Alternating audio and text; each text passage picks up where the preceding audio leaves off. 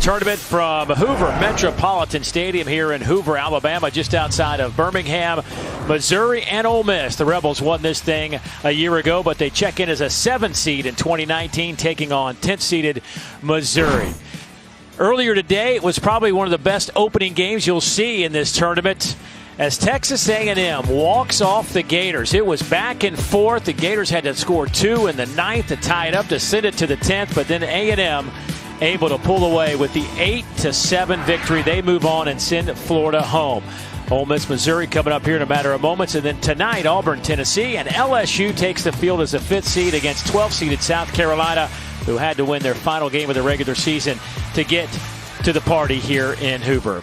Dave Neal alongside my All-Americans and big leaguers, Chris Burke from Tennessee, Ben McDonald of LSU. Glad you could join us here for Game 2. And Berkey, let's start with you because here we go again. We just talked about Florida and how important this was for the Gators, and we'll wait and see how that plays out. But Missouri's almost in the same situation. No, they really are. You hate to say it, but they're probably happy to see Florida lose because maybe that helps them if they can improve their resume over the next couple days. Look, just 13 wins is an uncomfortable place to be. They got swept at home against Florida, but here's the good news. They're playing against a team that they beat earlier in the season. So you've seen Florida eliminated from the tournament. They still are at 13 wins. If you can win today against a team that you beat 2 out of 3 earlier in the year, you got to feel pretty good if you're Steve Beazer and Mizzou. Ben, Ole Miss, it's been hard to really kind of pinpoint what they are as a team. They still have 16 conference wins, right? I mean, let's face it, that's a lot of conference wins, but yet it hasn't been one of those where you feel real comfortable right now heading to postseason. No, not the way it ended. I mean, if you go back 3 weeks, they go into Baton Rouge, they beat LSU 2 or 3. They look like they're going to host a regional. Then they're swept by Mississippi State. Then they dropped 2 or 3 at Tennessee last weekend, so they finished 1-5 in SEC ball. But 16 conference wins, they're safely in the NCAA tournament. I think for Mike Bianco and the Ole Miss bunch, it's about confidence right now to have a nice tournament here. Maybe go 2-2, pick up a couple victories, get the confidence going for the NCAA tournament. Well, they have the luxury of throwing out their Friday night starter here in Game 1 as Will Etheridge will get the baseball. Remember, this is a team that had to revamp their entire starting rotation as far as weekends here in 2019, and it's nice to have a guy like Will Etheridge to turn over the ball to. 6'5", 240, the junior out of Lilburn, Georgia. Numbers, when you look at him, not great, but I'm going to tell you what, he has been very consistent. You know what you're going to get with Will night in and night out. Yeah, no, I mean, the body speaks for itself at 6'5". He's been a horse all year long. He was a reliever the entire season last year, but he jumped into the toughest role in all of college baseball Friday night in the SEC, and he's been very solid. You hit the nail on the head. Consistency. You know what you get. The ERA 3.16, 74 innings pitched, 61 strikeouts, 3-to-1 strikeout to walk ratio. So all those numbers are very, very good. And what I really like about him, Diggin, he's only given up 2 home runs the entire season. That's the best for any starting pitcher in the SEC.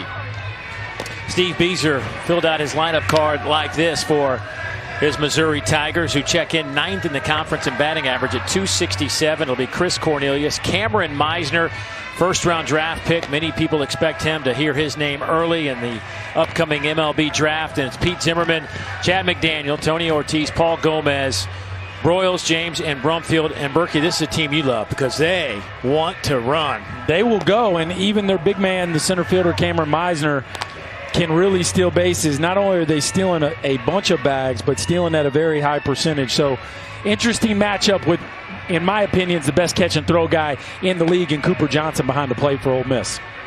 Yeah, Cooper Johnson just coming off a weekend where he had to face Tennessee, who is right there with Missouri in terms of stolen bases. So he's going to be on high alert. Rebel fans making their way to Hoover Met. Tigers trying to keep their season alive. Missouri at 34-21 with that one tie. 13-16-1 in conference play. They've lost 4 in a row, 5 of 6. They had won 8 of 9 before that last stretch. As Chris Cornelius will start things off against Will Etheridge. First pitch misses inside. Cornelius, the junior out of St. Louis, Missouri. He's had a solid season, the shortstop at .327. Hits it out to Gray Kessinger, one of the best in the country. Speaking of that Rebel D, Keenan and Kessinger. Adams is at second base. Kevin Graham over at first. We talked about Cooper Johnson behind the plate. In the outfield, Thomas Dillard, Olenek, and Servideo round out the 9 defensively behind Will Etheridge. Now, We've seen Ryan Olenek came in and close it out on Saturday, the final regular season game of the year.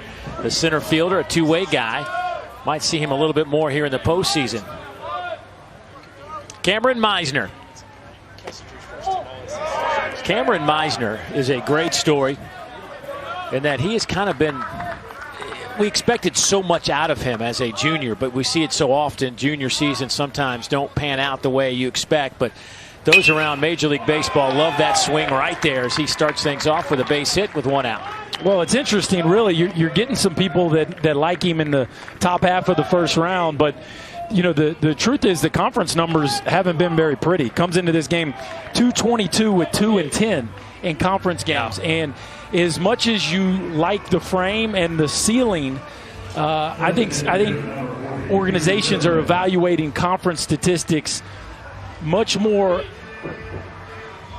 than they used to because they understand how high of the level of pitching is in this league. So for Meisner, a big week here could really help him solidify that top half of the first round position, I think.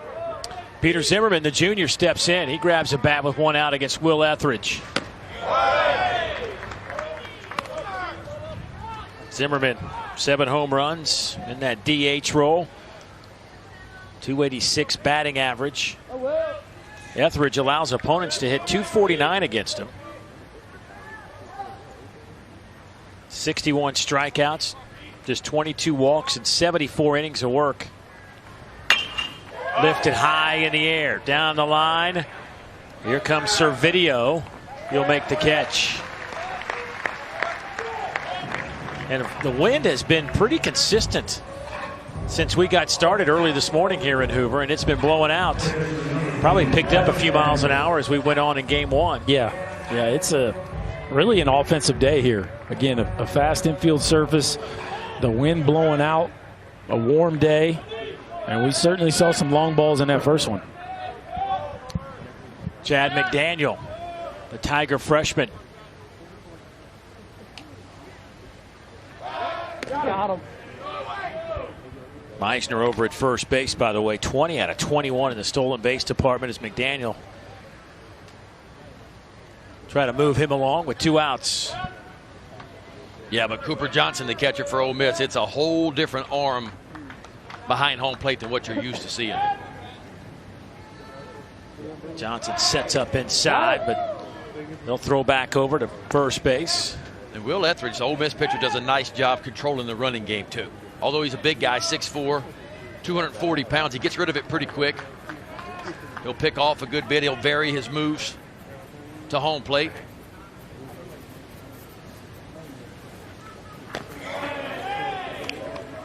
Daniel, a sophomore, said freshman, sophomore. Don't want to make him younger than he is.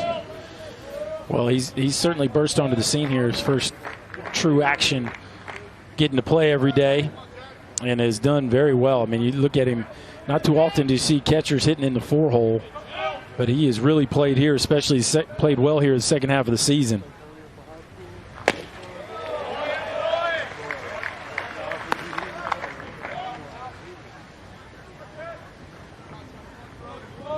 Etheridge was at 3.1 ERA, making his 14th start of the season.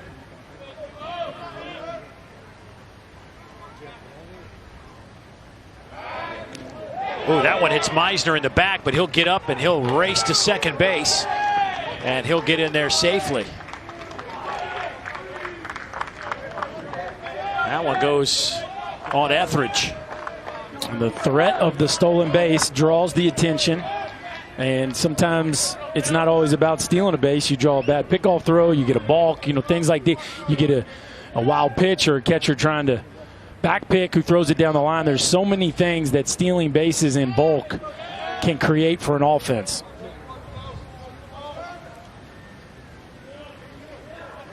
So McDaniel at 291. Swings and misses, 1-2 the count. That's what you're going to see from Will Etheridge. The fastball's got a lot of movement to it. 90 to 94 with the fastball. He'll throw you a breaking ball and a changeup again.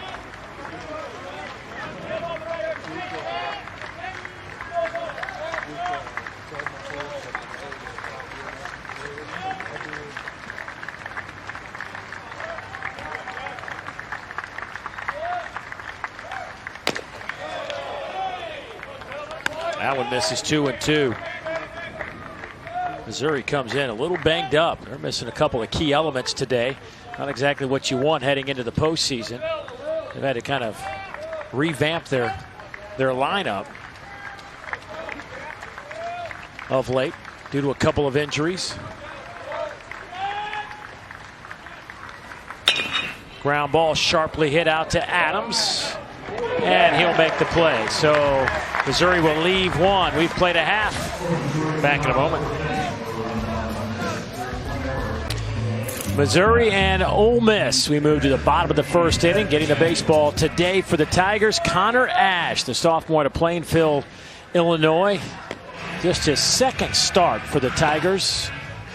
He has spent most of his time coming out of the bullpen. 21 times he's done that. How about a guy his age? Big fan of Sopranos. That's going back a few years. I like that. I do too. Respect to Connor Ash. Two-time All-SEC honor roll as well. Of course, pitchers are always the smartest guys on the field, and holds true again today with Connor Ash. How about this? Basketball is one of his favorite hobbies. And like Berkey has, he has a PS4 he spends plenty of time on. Got his first start of the year last weekend against Florida. How many shots can you take at Berkey in 30 seconds? Because that was pretty solid. I was just catching up. What's a PS4? I just evened the score. That's all. Interesting. Ole Miss will line it up. Dillard, who before last weekend had not hit leadoff for Ole Miss in his career. But he hits leadoff on a Friday game, game 2 of the series, and goes 4 for 5. Well, Mike Bianco's done this long enough to know that maybe that's his comfort zone. So Dillard will hit leadoff again. Greg Kessinger having some kind of season, the junior shortstop, at 341 and 4 home runs. But this is a lineup that has been up and down, and when they are clicking, they're as good as anybody. Oh, no doubt about it. I mean, I happened to see them against Florida. And I know the Florida pitching staff struggles from time to time, but still, they put up 40 runs in 3 games on 49 hits against Florida about the midway point in the SEC. And then as an example, they go Thursday night in Knoxville, and they get shut out. I think it was 4 hits on a great performance by Garrett Stallings of Tennessee. But, I mean, it's been that kind of season offensively for Ole Miss. But there is no doubt that this is a ball club at 33-23, 16-14 in conference play that you don't want to see rolling into your regional. No, because if that offense gets hot, like you said, it's as good as any offense in the entire country. It's a bunch of veteran guys. Mike Bianco's #1 recruiting class from 3 years ago. They have come of age, and there's head coach Mike Bianco in his 19th season. And as you mentioned earlier, Dave, #3 now in the all-time wins in SEC baseball history. There is Dillard with an opening walk. He will stroll down to first. And here comes Greg Kessinger.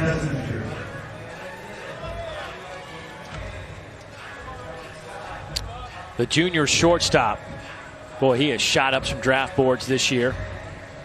And one of the notes on, you bring it up, Berkey, a lot about what are you doing against this kind of competition in the SEC? Well, yeah, he's made himself some money through this conference slate. He's hitting over 400 against SEC competition. And to me, the smoothest shortstop in the league. I mean, we saw the play in the first inning where he just moves to his right and throws the ball accurately with velocity on the run.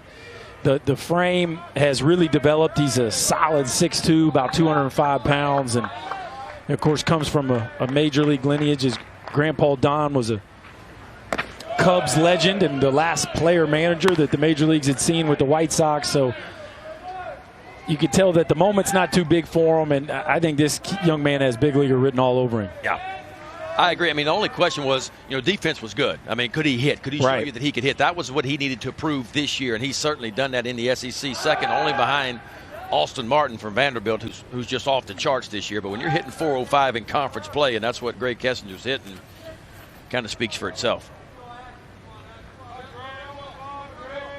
4 homers and 40 runs batted in. Dillard stands at first base, and don't let the size fool you. He has swiped 14 of 16 this year.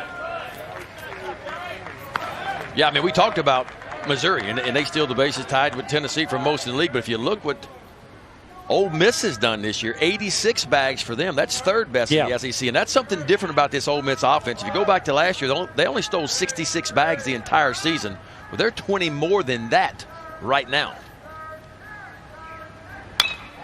Fouled straight back. Ben, wasn't it last year you knocked me out of the way? I was protecting you. Yeah, some would say that. Some would say you knocked me out of the way.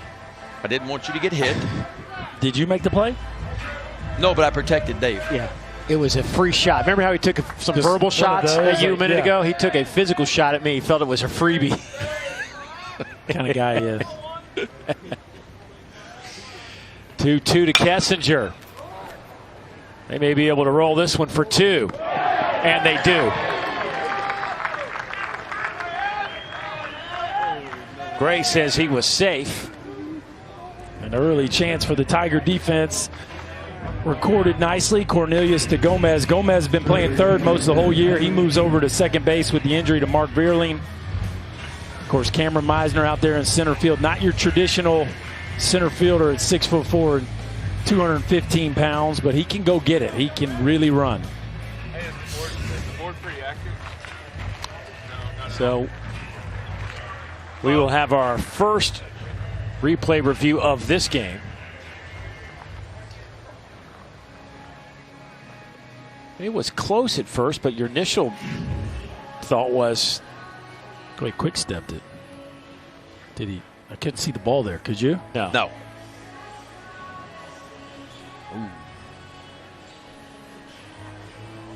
There's no question that is a closer play than I anticipated. I think he's out. I think he is out. That's a great look at it right there. Yeah, if you could slow that down frame for frame, you might be able to tell. And again, what they want to see now, they want to see the glove, the ball in the back of the glove. They want to see the glove actually move. Not when you think it's in the glove. They want to see the glove move. Is that indisputable video evidence? Not that what I saw. I don't know how you it is so close. I mean, either way, it's the right call. But I don't think there's enough evidence to overturn that one. I'd have to see a freeze here. Let's see it. Freeze that thing. I don't know, guys. That is close. Watch the ball move the glove and then see where the foot is. I think he's out. The question is which frame is a catch and which frame isn't. If that's a catch, then he's out. And if it has to move the glove, then he could be safe. It's that close. There you go. Stay with the call. Yeah. I think it was definitely worth another look. Isn't that crazy how? Think about how close. We couldn't even tell, and we froze the thing. Mm-hmm. And these guys have to try to get that call right. That is amazing. And they've gotten it right most of the times this year. If you go back and look at the reviews, the umpires have been pretty much spot on. So 2 down for Tyler Keenan now. The third baseman will step in.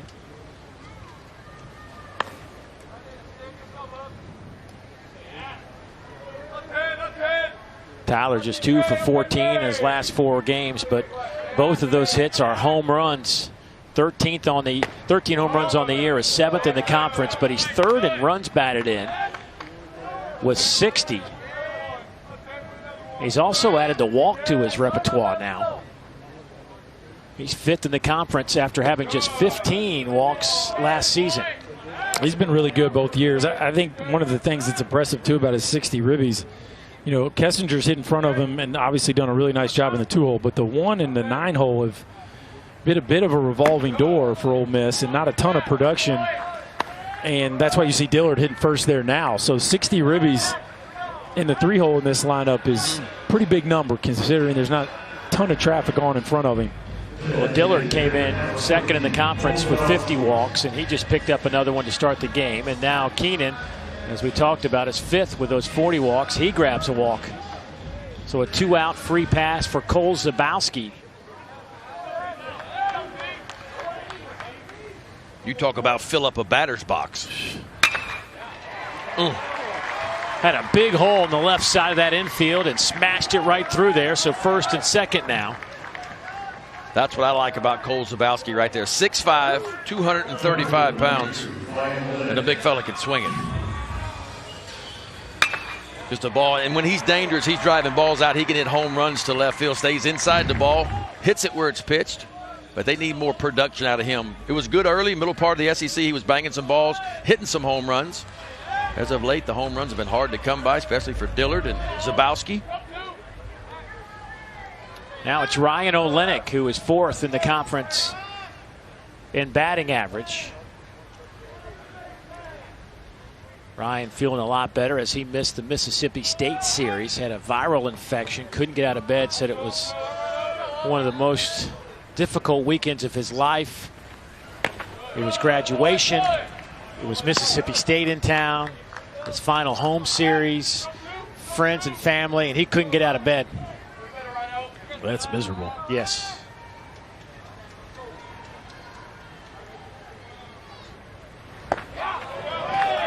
And my man can't afford to lose any weight either. I mean, No. It looks like the blade up there now. Says he's put on 25 pounds since stepping on campus. I just don't see it. Well, he lost about 15 of those over the weekend. As you said, there wasn't a whole lot to lose. But we did see him come in and close out the game on Saturday against Tennessee from center field. Yeah, it'll be interesting for him. You know, if the bat doesn't work in pro ball, the arm's pretty good.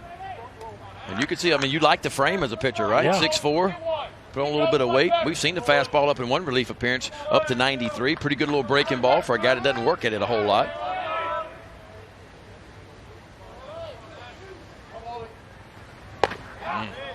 There's a strike. It's 2-2.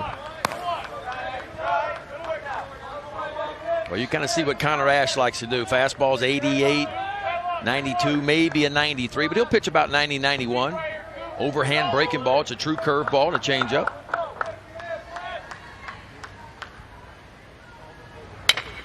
Ground ball out to second. Gomez fields, throws, and the inning is over, and Ole Miss will leave a couple. 2 walks and a single, but nothing doing for the Rebs. We are scoreless heading to the second inning on a warm, hot day. We had to find somebody that loves heat. That's Mike Rooney. He's down on the field. Runes. Guys, Ole Miss had one of the more eventful postseasons in college baseball in 2018. They won this tournament in dramatic fashion. They're the number 4 overall seed. Then they lose a heartbreaking home regional to Tennessee Tech. The regular season can't help you with that. Only this postseason can make that go away. First 2 thoughts, Runes. Thanks for the comment. We'll elaborate on that. But if you get one more logo, you'll be ready for NASCAR. But you are logoed up, my friend, down there. Oh, mercy. Ole Miss, they're fighting it right now a little bit. They're searching for something to hold on to here down the stretch. This is a team that lost 8 of 10. They had a 6-game losing streak going into the series finale with Tennessee. They won that one to snap that. Mike Bianco has never lost 7 in a row since he's been at Ole Miss. So you wonder where they are mentally. Well, I think it's a tough place to be when you're not sure how you're going to close out ball games. That's a tough place to be. The back end of the bullpen has struggled, and once that starts happening, it's tough to manage the rest of the game. It's tough to feel confident at any point in the game because you know you still got those final few outs. Yeah.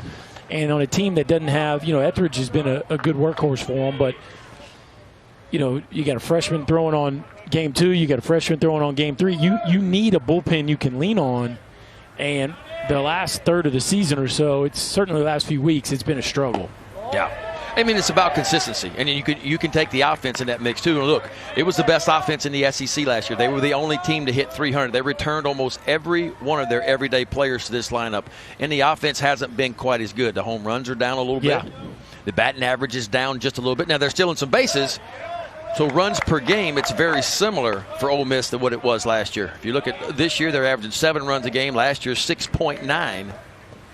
But when you got to replace Ryan Rollinson, Brady Feigl, James MacArthur, it was the only team in the SEC that lost its entire weekend rotation. That was a big question mark for Ole Miss. And the truth is, it's been okay. I mean, Etheridge has done a nice job. Nikhazy's done a fantastic job in the 2 slot. I agree. Nikhazy, for me, has been the MVP of this team because he was a young man that started the year in the bullpen and got a couple of midweek starts, did very well, elevated, and look, he's been outstanding. So he's kind of helped solidify, and all of a sudden Gunnar Hoagland, the first rounder who chose to come to Ole Miss, he's elevated his game as well the last 3 or 4 weekends. Yeah, he's been competitive, was really good last week. So really right now the question mark is the bullpen. You know, Parker Caracci, last couple of weeks, not so good. Austin Miller, who's been so good, struggled as well. So your top 2 guys in that bullpen have really struggled. And look, the truth is, if Ole Miss is going to make their way, deep into the playoffs, that bullpen's going to have to step it up.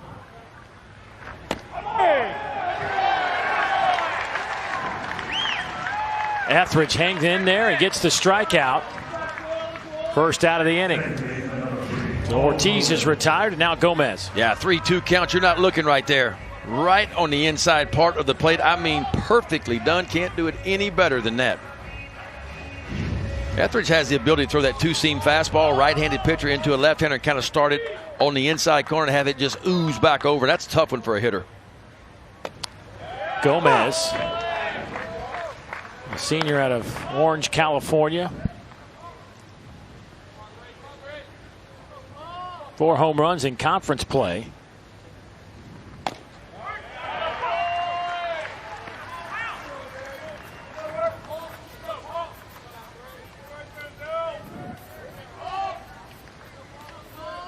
Playing out at second base, but most of the season over at third base. But as Berkey was telling you, the injuries have affected this lineup, moving guys around.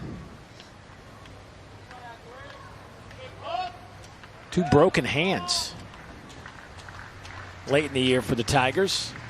Earling and Peterson, and there is a nice stab at third by Keenan. Comes up, fire it, and they will get Gomez.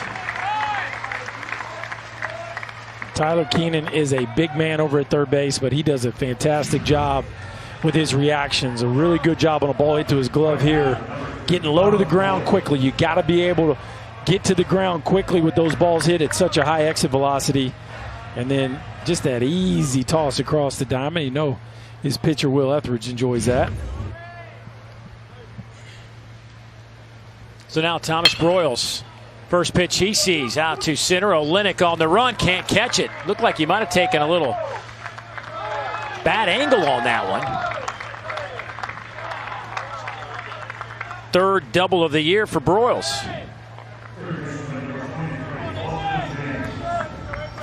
Yeah, Olenek, I thought it looked like when it went up he was going to dive for it. I think that was what he had in mind right here. He's fixing to lay out, but the ball from the left-handed bat totally slicing away from him. At the last second he peeled off.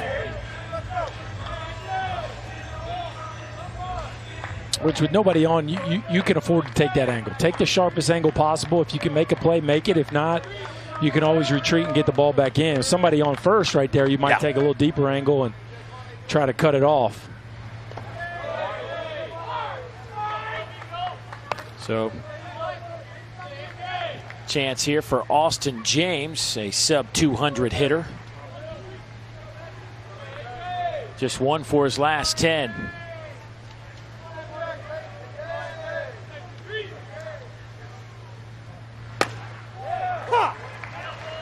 James out of Valrico, Florida. 190 on the year. Spent the first 2 years in college at State College of Florida, where he hit .353 with 20 stolen bases a year ago. 1-2 the count. Guys, I'm sitting here watching Will Etheridge pitch, and I'm thinking, I know Connor Ash was not the Game 1 starter all year long for Missouri, but he did start Game 1 last week against Florida, right? Will Etheridge started Game 1 against Tennessee last Thursday, and Tommy Mace started Game 1 against. So we 3 of our 4 pitchers so far on a Tuesday were Game 1 starters this past week. I don't know that I've ever seen that before here in this tournament. That is unusual, isn't it? It just shows you kind of where some teams are at in the necessity to win. Yes. And having to win. So you end up extending guys a little bit, which I don't have a problem bringing them back 2 days early. It's something that none of them have ever done this year. But I think you got to be cautious of the pitch count in this situation. Now, the good news about Etheridge is he didn't throw as many as Tommy Mace did. Etheridge only threw 85 pitches last week, so he's more likely to come back, and you might get, say, 80 or 90 out of him. Mace didn't have a trouble with it. You know, Mace from Florida had an outstanding effort.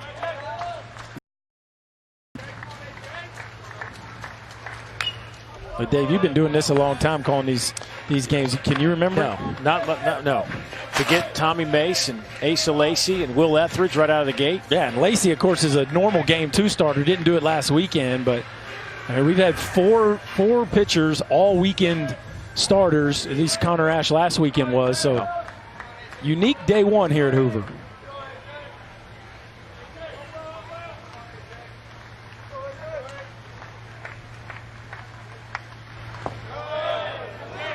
James not chasing that one down in the dirt. It's now 2-2. You know, and the cool thing about it, all of them are starting for different reasons, you know. I mean, Ole Miss is starting Etheridge just to try to get away from the losses and try to get some momentum built up. Florida had to start Tommy Mace because, look, they had to have a victory to solidify getting in. And same way with Missouri and Conrad. Yeah. I mean, you got to go.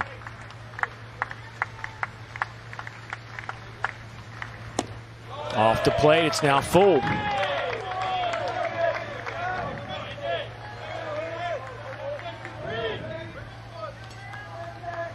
D1 baseball has this Ole Miss team currently as a 2 seed in the NCAA tournament, heading out to their projection would be to Corvallis in Oregon State. Yeah, it's been a disappointing couple of weeks for Ole Miss, no doubt about it, because when they left Baton Rouge, everybody thought, matter of fact, they were in. Boy, what an at-bat by James. Fouls off some pitches, lays off some other ones, and picks up an RBI. He'll have a double. It's back-to-back doubles for the Tigers, and they lead it 1-0. Well, that's a good start for Missouri. Just coming off a really tough weekend where they got swept at home. The offense had really struggled. And Austin James, who has not played a ton in the second half of this season, gets something up and out over the plate after Etheridge missed with a couple breaking balls. And he rips this one in the left field corner. And the Tigers are on the board first. Connor Brumfield will step in. Connor hitting 9th in this Missouri lineup. 2 outs in the inning. We're talking about Ole Miss and them projected as a 2 seed in Corvallis. Missouri's projected as a 3 seed heading to Stillwater, where Oklahoma State would host. And Missouri one of the last 5 in, I should say, according to D1 baseball projections. And maybe they both get in, but you just wonder, okay, a home sweep of Florida or by Florida at Missouri, if they finish with the same amount of wins, you got to believe if one of them gets in, it would have to be Florida. But what if Mizzou finishes with 1 more win? Right. Does the sweep of Florida trump that? It'd be very interesting to see how all that plays out. I mean, Missouri comes into today 26th in the RPI, 34 strength of schedule. So Florida better than them in both of those. Now, of course, Florida lost, so they'll drop a little bit. Strength of schedule won't, but the RPI could drop a few. More top 50 wins by Florida.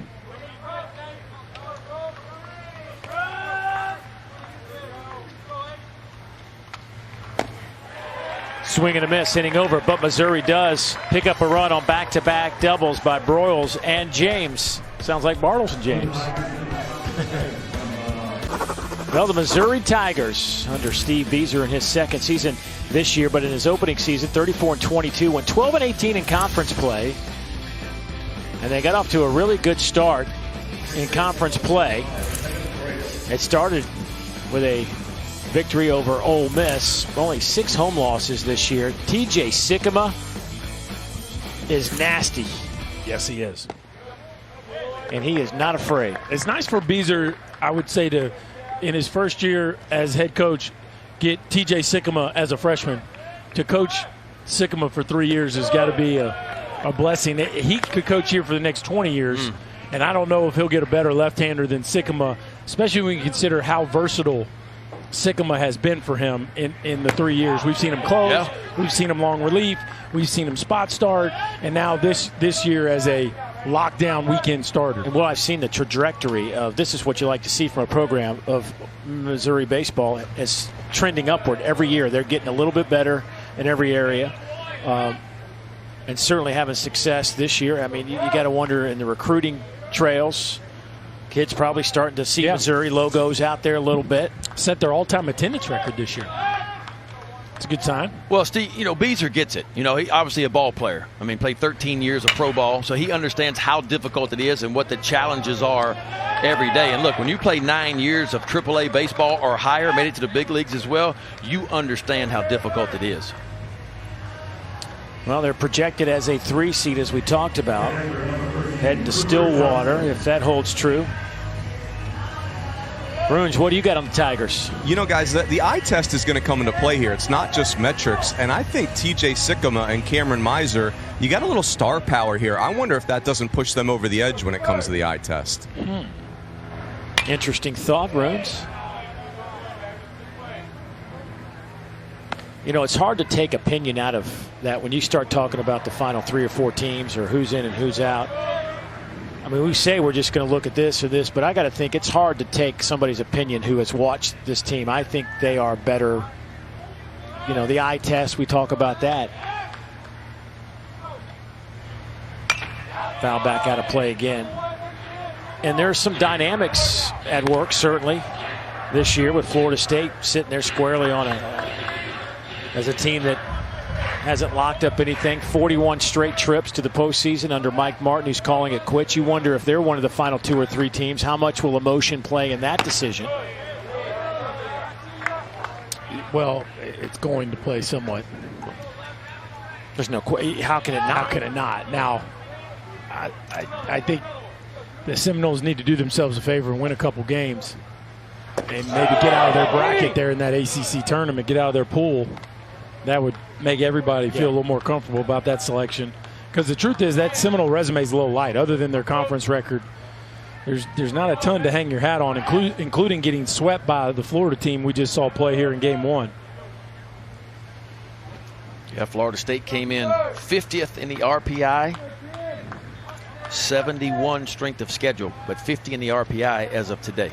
And I'll say this about strength of schedule. Burke and I, we've talked a little bit about it, too. There's a nice pitch there, 2 outs as Cooper Johnson is retired. Here, the strikeout. But, you know, sometimes the strength of schedule, it's hard to, some teams don't play out the way you think. So, talking to Ray Tanner, who is chairman of the baseball selection committee, he says, you know, we look at intent in your schedule as well as the strength of schedule. So some of those things, sometimes when you see strength of schedule, some of those things are out of your control. No, I know what you're saying. But intent and actually doing it are two different things. And for me, I love intent, but I like the teams that actually did it better. Because then it doesn't leave anything to doubt. I know how good you are. I know you've been up against the top competition. I get it. This is what you played. This is what you performed at. I understand. When you don't do it, I don't know. I think that intent comment plays more into the conversation we had about UCSB or even Stanford or maybe more of a mid-major. But when you're Florida State and you play in the ACC and you're in the state of Florida and there's all those good mid-majors that have decent RPIs around you, like, you know, a 71 strength schedule is not great. But you play in a respected league. Right. And the other piece of that is, too, you know, with the imbalanced schedule, sometimes that strength of schedule could be down because they didn't grab all the toughest teams in the ACC. Gomez can't handle the awkward hop, and Servideo will reach with 2 outs. Well, here's one more on Florida State. The non-conference strength of schedule, 218. Gomez, again, playing second base because of the injured Mark Vierling. And that one just crawls up his arm. Can be an awkward play, that long run, knowing you got to get rid of it quickly. And that one jumps up and bites him. They're going to score that a hit.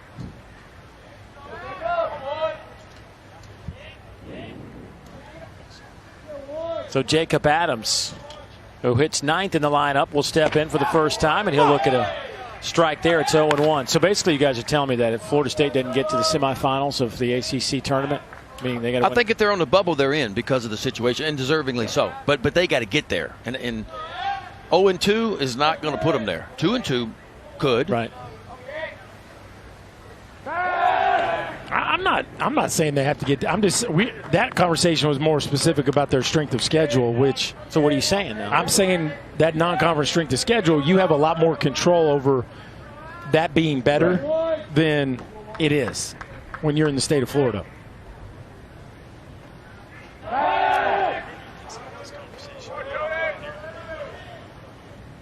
Runes, what do you make of this Florida State discussion? I see what both guys are saying. I would tell you guys, like, Florida State's going to play games this week, and if they lose both, now they're 17-15. I like Ben's point. They go 2-2. You know, it's a 19-15. I think they're a bubble team, and every game matters big time.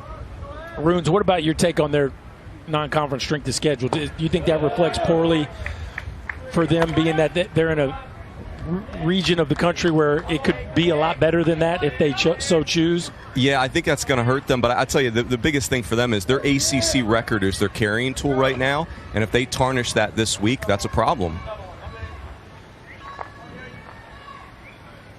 Well, Mike Martin, just as a college baseball fan, yeah, there's a strike. You'd like to see him close it out with at least an opportunity to play some NCAA tournament baseball. There it is, 41 consecutive trips to the NCAA tournament. Cal State Fullerton at 27, and then it just drops to 13. That shows you, I mean, is that not incredible? 41 in a row. Fullerton's been eliminated because there's no conference tournament, and they're done. Mathematically can't win their league, so. Yeah, the next longest streak's Vanderbilt at 13. It could go to 3 SEC teams after that if Florida State doesn't get the call. I think everybody wants to see Florida State in, unless you're the bubble team that gets left off. Exactly. And you listen, it may be one. I mean, it may be a battle between one of these teams that we're talking about here at the SEC tournament. And it's interesting that we've seen some of these legends go out lately, though. Jim Morris at Miami, Wayne Graham at Rice, where they had these really long streaks, and right at the end, they both lost them. And you don't want to see that to Mike Martin, but it's not like we haven't seen that before here recently.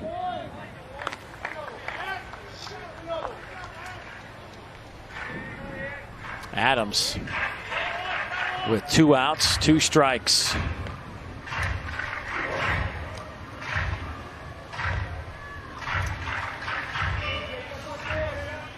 Transferred in from Crowder College in Missouri. Young man out of Conway, Arkansas.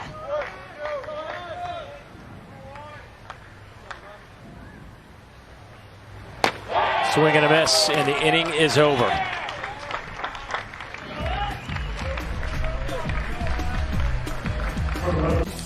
It's the SEC baseball tournament, the 2019 edition. And boy, did we get off to a flying start.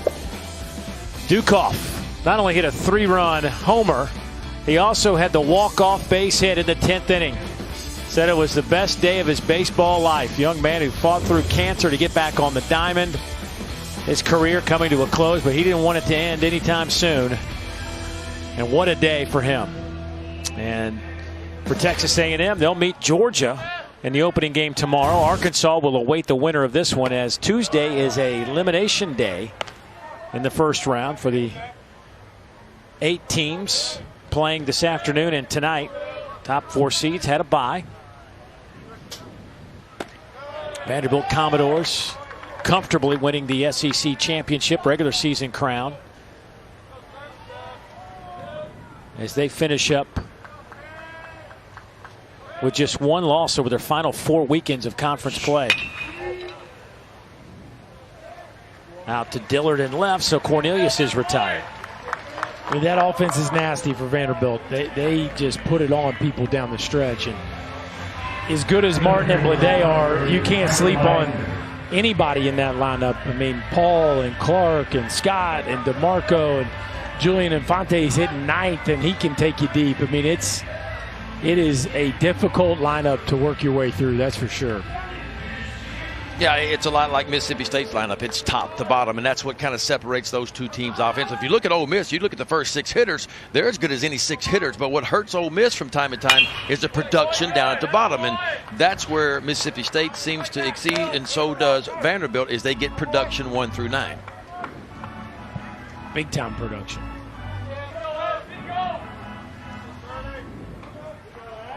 Cameron Meisner singled his first time up. Average at 291 now.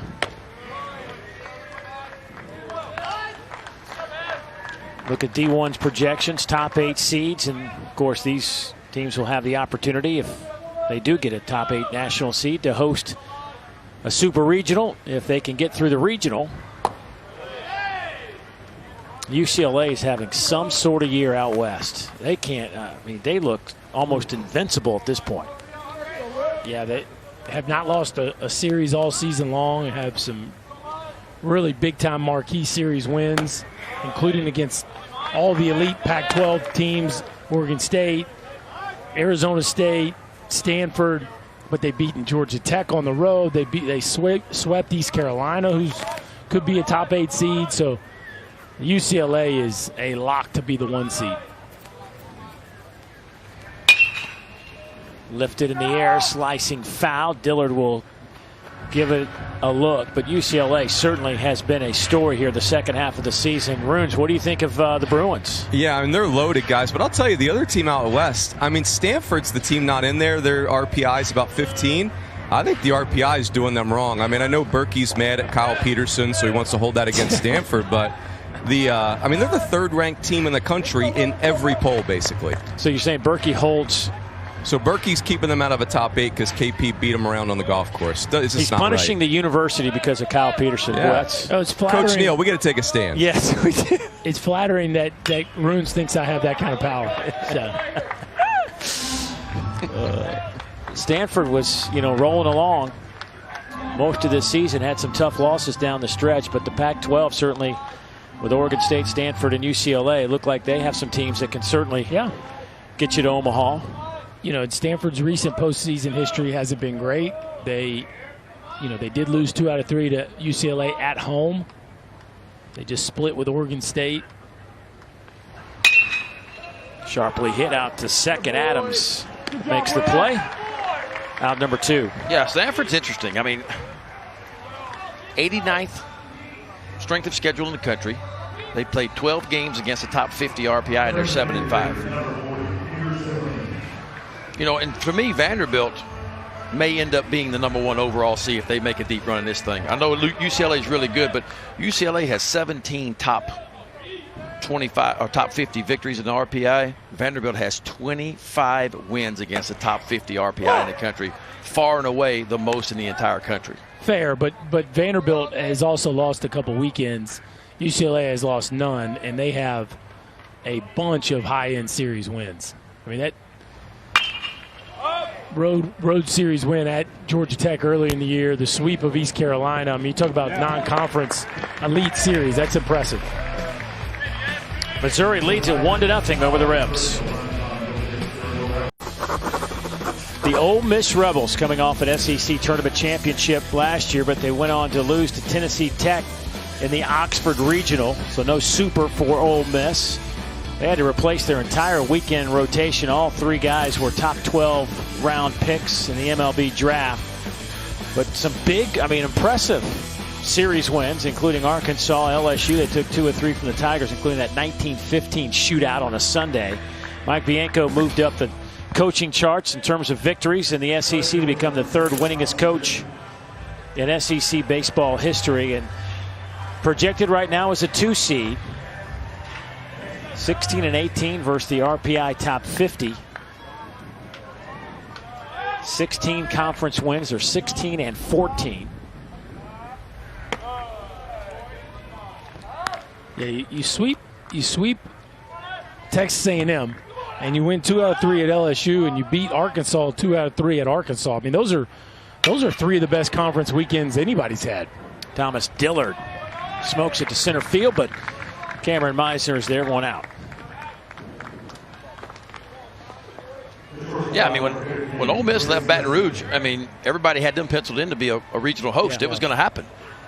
And then you go 1-5 your final 3 games. Mississippi State sweeps them. Tennessee beats them 2 of 3, and all of a sudden you fall out of conversation. Greg Kessinger will step up. Had a lengthy conversation with Coach Bianco last week in Knoxville about how you handle a team that's struggling like Ole Miss was. They had lost 6 in a row. How do you handle that? And, he said he kind of took a broad paintbrush to it and said it's really kind of hard to know what guys are really feeling, but you got to know each player individually, what buttons to push with those guys. So it's more of an individual thing than it is a group thing. it's a grind, too. He says, this.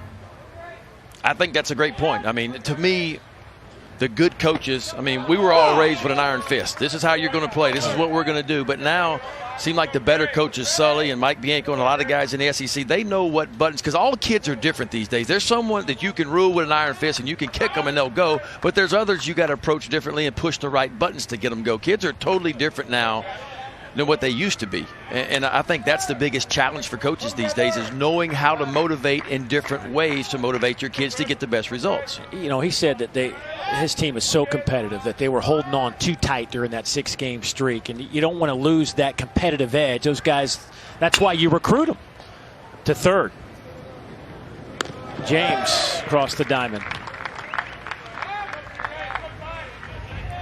Coach Bianco has seen this drill over and over again. He's the longest tenured coach in football, basketball, or baseball in the Southeastern Conference. Amazing, huh?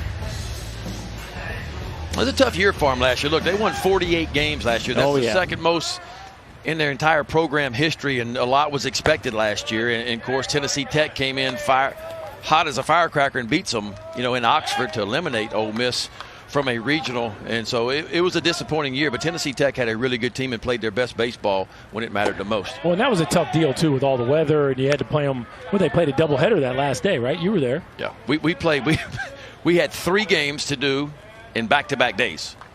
So we did rain out, 3 games, 2 games, and then we were out late, and it was tough, and the more it got in Game 7, the more pressure Ole Miss put on themselves, and it just didn't happen from an offensive standpoint when the offense had been so good. Tyler Keenan. He walked his first time up, swings and misses there. It's 2-2.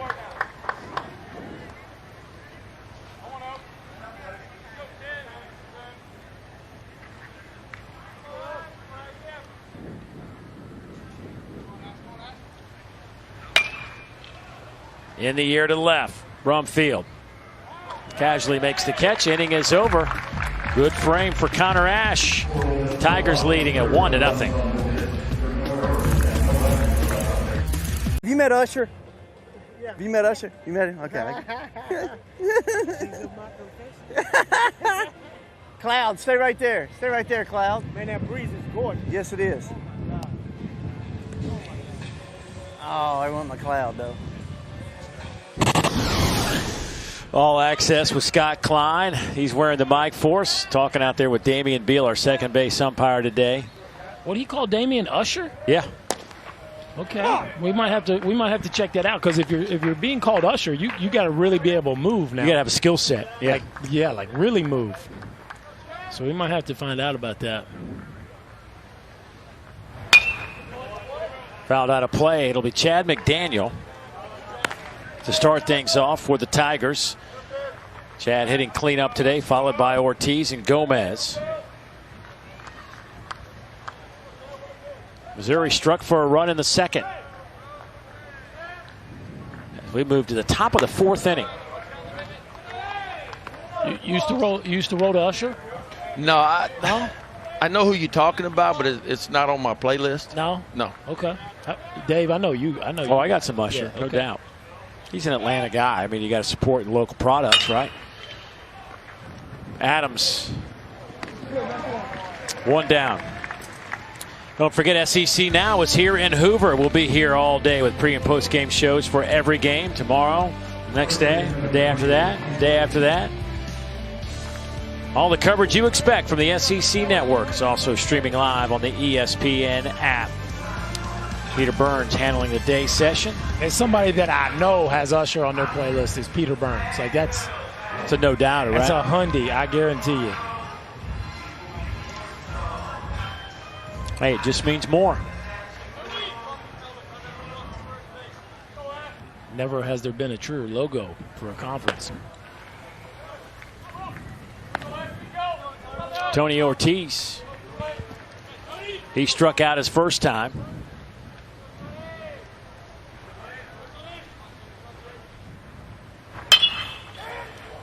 Out to Dillard in left, and he'll make the catch. 2 down.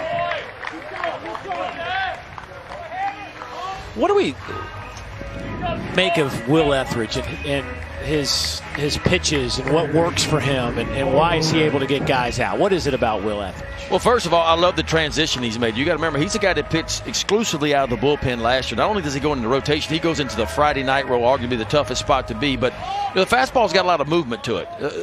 It can get up to 94, but it's mainly going to be 91 to 92. He likes to sink it. He'll throw an occasional four-seamer. The breaking ball, to me, that one right there is not a great one, but it's good enough. It's good enough to get him off the heater a little bit, and when the changeup really gets working for him against the left-handers, he can be really good. But, you know, what you really like about him in a league that can hit some home runs is, he's given up 2 home runs. I mean, he keeps the ball in the ballpark for the most part. A couple of fly ball outs and a ground out, and the inning is over. Will Etheridge with a good frame there. He's had back-to-back good innings, but his team trails by a run. Boy, that's going to be a lot of fun in Omaha. Cole Zabowski leads the charge for the Rebels here at the bottom of the 4th inning. That'll be 1 out. Well, there's been so many outstanding players come through the College World Series in Omaha over the years. Of course, Buster Posey, Florida State. And then that great run of Benintendi, Bregman, and Swanson. What a year that was. All in the same draft. How about that? Swanson goes 1, Bregman goes 2 that year. Would have Benintendi 4 or 5? 7, I think. Yeah, he was right up there with them. And they've all panned out. Yeah. You could say that. I'm still blown away by what Bregman's doing. Yeah, I mean, I've had this conversation with you before. I never saw it coming because you go back to Bregman's junior year at LSU, he was the 7th best hitter on his team. So offensively is what yes. When he left, I mean, you knew he could play defense. In my mind, there was no doubt he could play shortstop, second, or third in the big leagues. I wasn't worried about his defense. I really wondered if he was going to be able to hit or not at the big league level. Like really hit, yeah. Yeah, well, I was really wrong. And so was a lot of other people, too. I mean, you knew he would do fine, but you never saw he's made history. He's been that fine. And got paid. Oh, yeah, he got paid. And doing it again. Yeah, it ain't no joke. I mean, I watched him hit a grand slam to dead center the other day and just stood up on it like it was nothing. I'm like, man, this dude, he's grabbed another gear. And Dansby's having a nice bounce back here. Starting to solidify himself. And credit the Braves. They keep running him out there. I mean, it wasn't pretty the last couple years.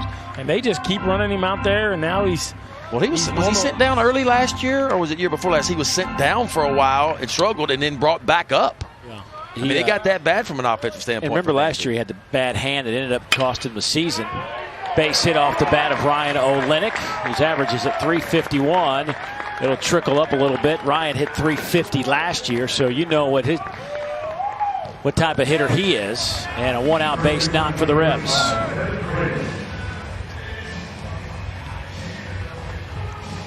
Steve Beazer will chat with Mike Rooney next half inning, get his thoughts on the Tigers.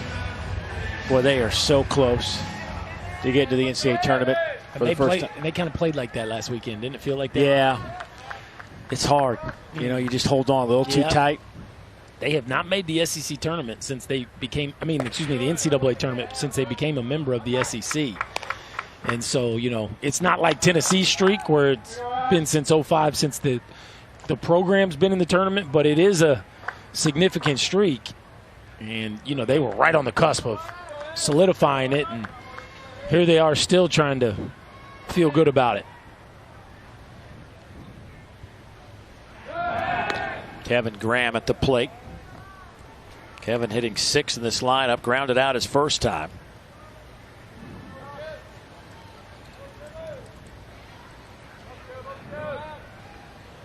Olenek 8 out of 13 in stolen bases.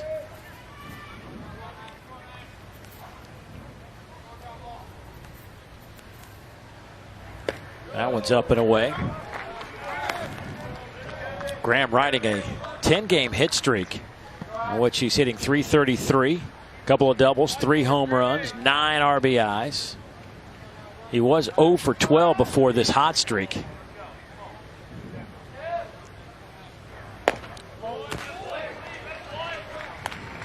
Yeah, I think as a young man that Mike Bianco wasn't counting on a whole lot this year, you know, and gotten some opportunities. And look, 8 home runs on the season, and several of those have been in big situations in SEC play. Kind of sits at the back end, and he can turn a fastball around quickly. And it's another youngster that looks like he's got some room to fill out. Just a freshman. One thing about those Ole Miss kids, they get in the weight room now. Oof.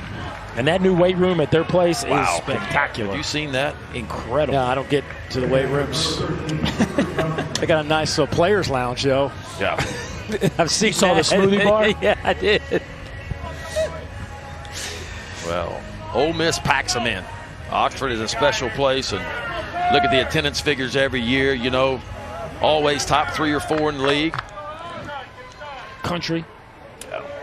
Beautiful school. Ballpark's nice. They continue to add on like a lot of the SEC schools. It just continues to get better. Cooper Johnson will step in. By the way, did you mention that LSU led the country in average attendance, followed by Mississippi State, Arkansas, and Ole Miss. 1, 2, 3, and 4. There you go.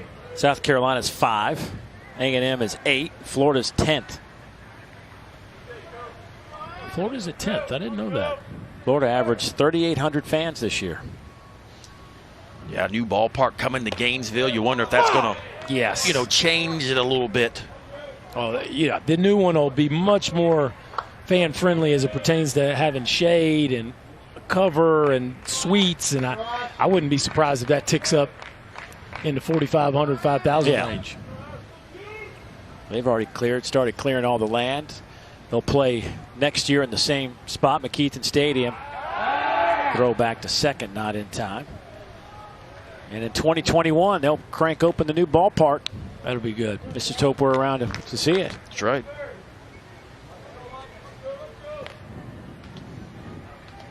Maybe we'll just go together as fans, buy a ticket. Might be our only choice. I know. But to buy a ticket, go have a seat.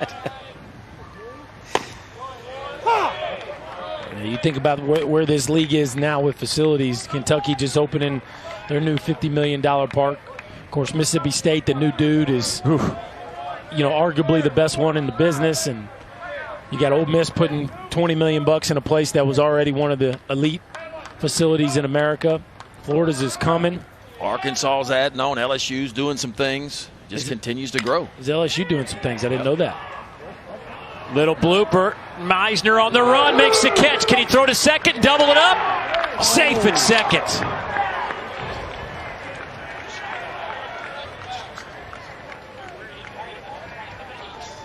Chris Cornelius, the shortstop, just wasn't at the bag.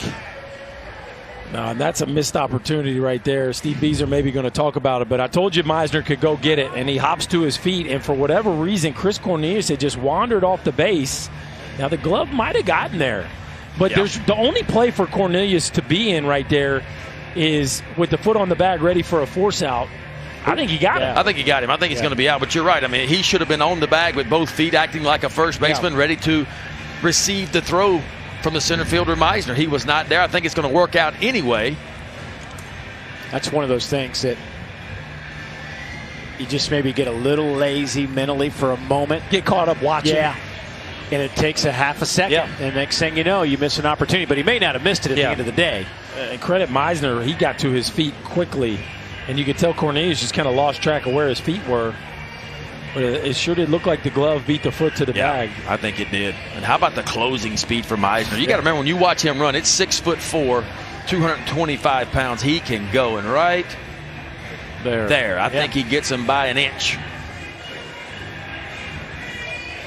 Look, that's a really big play if that is a double play. That'll get the Tigers off the field. And, even after his foot wasn't on the base, it still looked like he could have reached with his foot. But he chose to reach with the glove. It was just an interesting play. You don't see that one often, the shortstop using the glove to force the runner out at the base.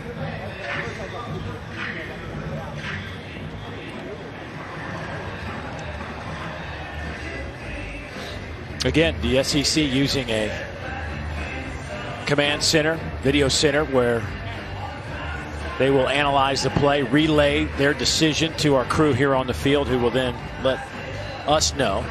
But it takes it out of the umpires here on the field, takes it out of their hands. They're going to say safe. Interesting. Maybe there was something there I didn't see.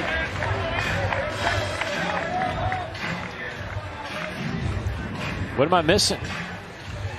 Obviously something. I guess they deemed that that the hand beat it. But man, that oven mitt is like up in the air there. It does not look like it was on the base when Cornelius. That looks like looks like he just beat it, but that oven mitt got an extra 2 inches on it. No doubt. How about that? I guess not indisputable. So the call stands.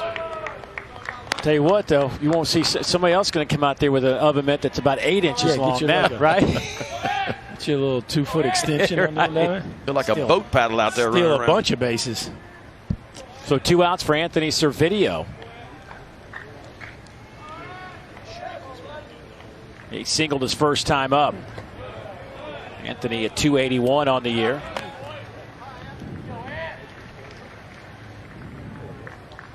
This Ole Miss team offensively finishes 5th in the conference with a 282 batting average. They need these two at the bottom to get going. Yeah, they need Servideo and Adams to get going. That's the key for Ole Miss. Production at the bottom to be able to roll it over to the top.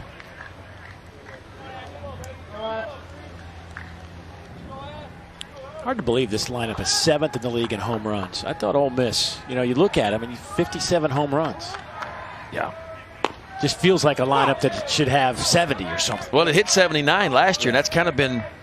But what's strange about it is there more runs per game this year than last year, which is only by a 10th, but still. But I think the difference this year versus last year is the stolen bases. They've been able to create and generate runs by running a little bit this year.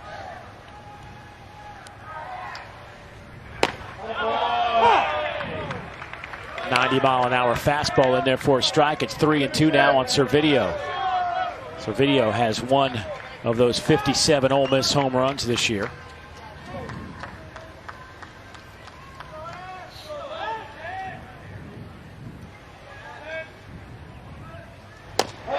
Swing and a miss, and the inning is over. So the Rebels will leave a pair of runners on base. The inning is over. Tigers still lead it 1-0. Welcome back to Hoover with Missouri head coach Steve Beazer. Steve, heck of a ball game. What are you seeing from your young right-hander, Connor Ash? Well, I think he's done an outstanding job, and he's kind of done now. We're going to move to the next guy. He's on short rest, and this is not had a lot of experience as a starter. So we're going to turn the page. But I thought he did an outstanding job. So it's Tuesday, but you're facing a Friday guy in Etheridge. What's the plan of attack against him? Well, I mean, we just got to make sure that we're very disciplined in the zone. He's got that good two-seamer that he can run off the plate and then mixes up his pitches really well. But if we can stay disciplined in the zone and attack good pitches, we'll be all right. Thanks, Steve. Thank you. All right, thanks, Runes. Love talking baseball with Coach Beazer. A lot of great insight.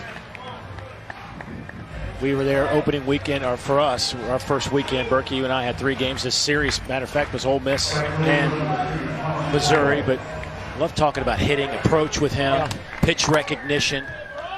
Really big on that aspect of at-bats. Well, you could hear he mentioned those exact things there in that interview, like aggressive in the zone. He said in the zone a couple times, and that's the hard part with somebody with a really good arm side run like Will Etheridge has, is trying to discern where does the ball need to begin so that it ends up being a good pitch to hit.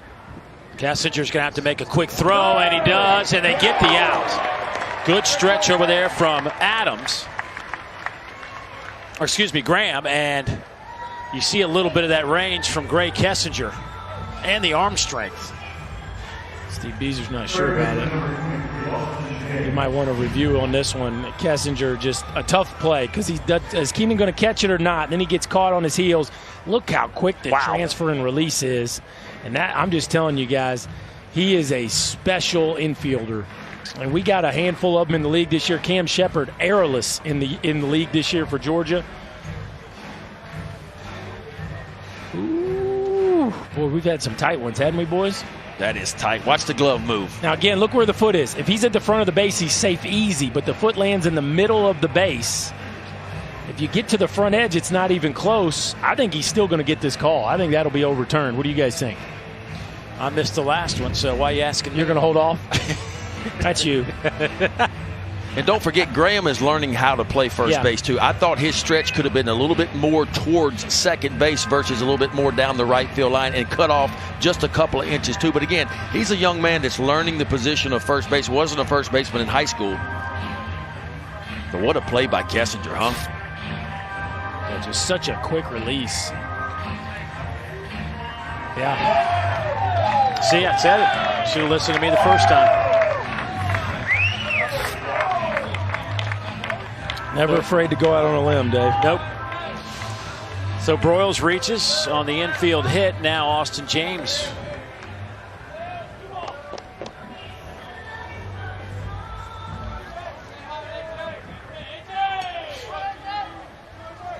James doubled, picked up an RBI, his first at-bat. Had a really nice at-bat. Fouled off a bunch of pitches.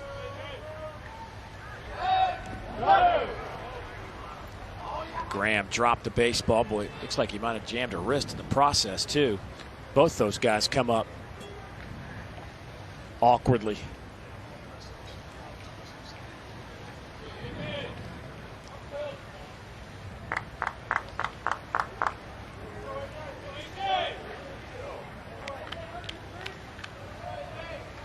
Berkey, you didn't grow up playing first base, but you did end up playing A little bit.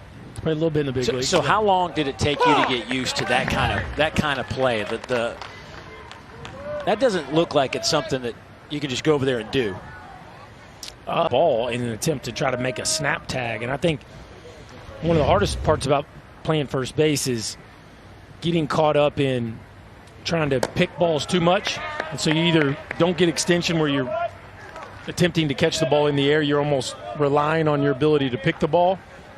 Or like in a situation like that, you get real snappy with your tags. That ball gets down third base line or first base line, especially in a park like this. Right. He's at third. So, you know, it's and Ben, like Ben's saying, just a freshman with Graham, some of these things take some time to become, you know, really proficient at the nuances of the position. For me, the hardest part was the cutoffs. Being the, you know, I literally would have to sit there and remind myself, I'm the cutoff, because as a middle infielder, That was chasing the ball, kind of. Yeah, that's right. You're either the trail guy or the lead guy, or you're going to cover second or third base. You're never the guy that's in there around the mound as the cutoff.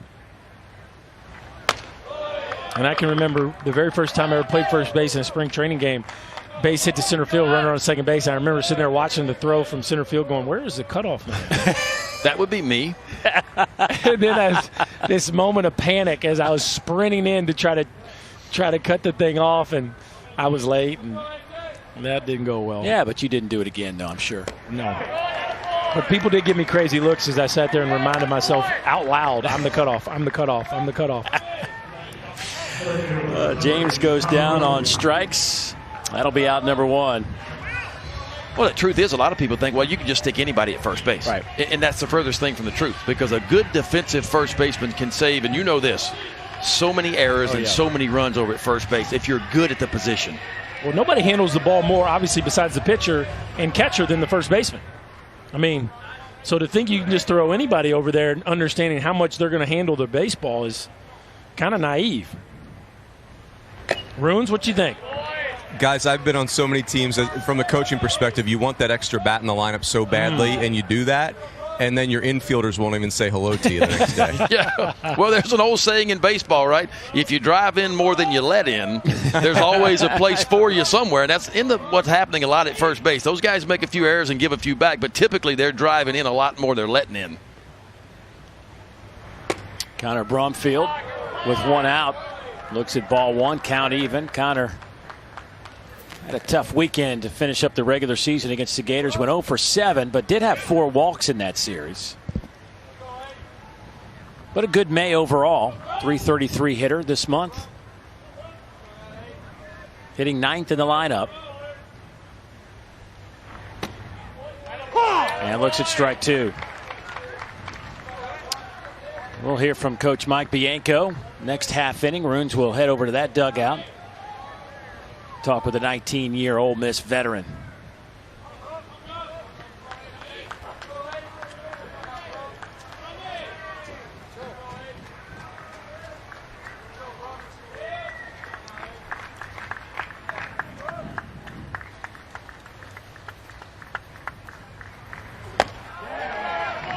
Swing and a miss. Down goes Brumfield. So back-to-back strikeouts and now 2 outs in the inning as the lineup flips back to Chris Cornelius.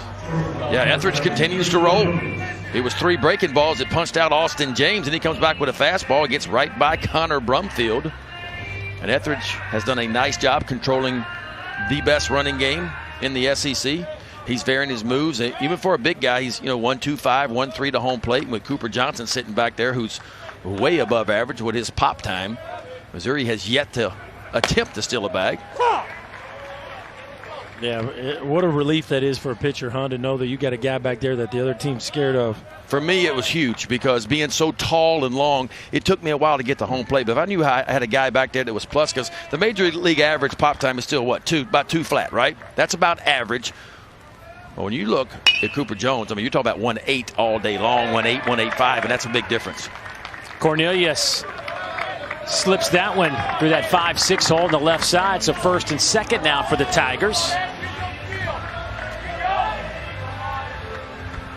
And this is where Mizzou needs their guy to come up with something big. You don't know how many of these chances you're going to get against Etheridge.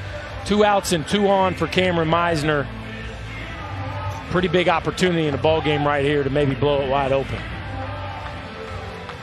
Meisner with 17 multi-hit games this year, 50 for his career, leads the conference in walks.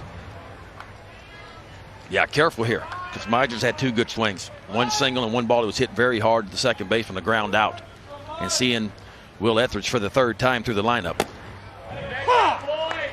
So Ben, take me through Will Etheridge's approach now mentally as a pitcher. You've been hit hard twice. Did you save something now this time around? Well, that's something new right there. First pitch fastball inside part of the plate to get ahead. That's that 2-seam fastball that Etheridge can start on the inside just off and have it leak right back over the plate. Now it looks like he's going back to the outside corner, and that looked like more of a show pitch just to make him think you're going back out there again. But the breaking ball for me this inning for Etheridge has been his best pitch. It's all of a sudden it's starting to come. Now typically it's not his best pitch, the fastball is. I'd be careful with that breaking ball to Meisner. Yeah, I would too. I still think you can't stay there, but for me, the pitch to get Meisner out on is the fastball inside, the one that starts just off, which was strike 1. So I think that was a show to go away, and now I wouldn't be surprised if Hakeem comes right back inside again. Oh, just off the plate. That's a really good pitch there. Cooper Johnson's rocked right out to the outside corner, about a ball off. That's exactly where it's delivered.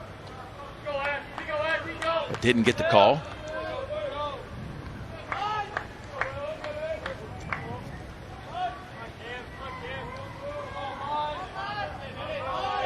Two and one on Meisner.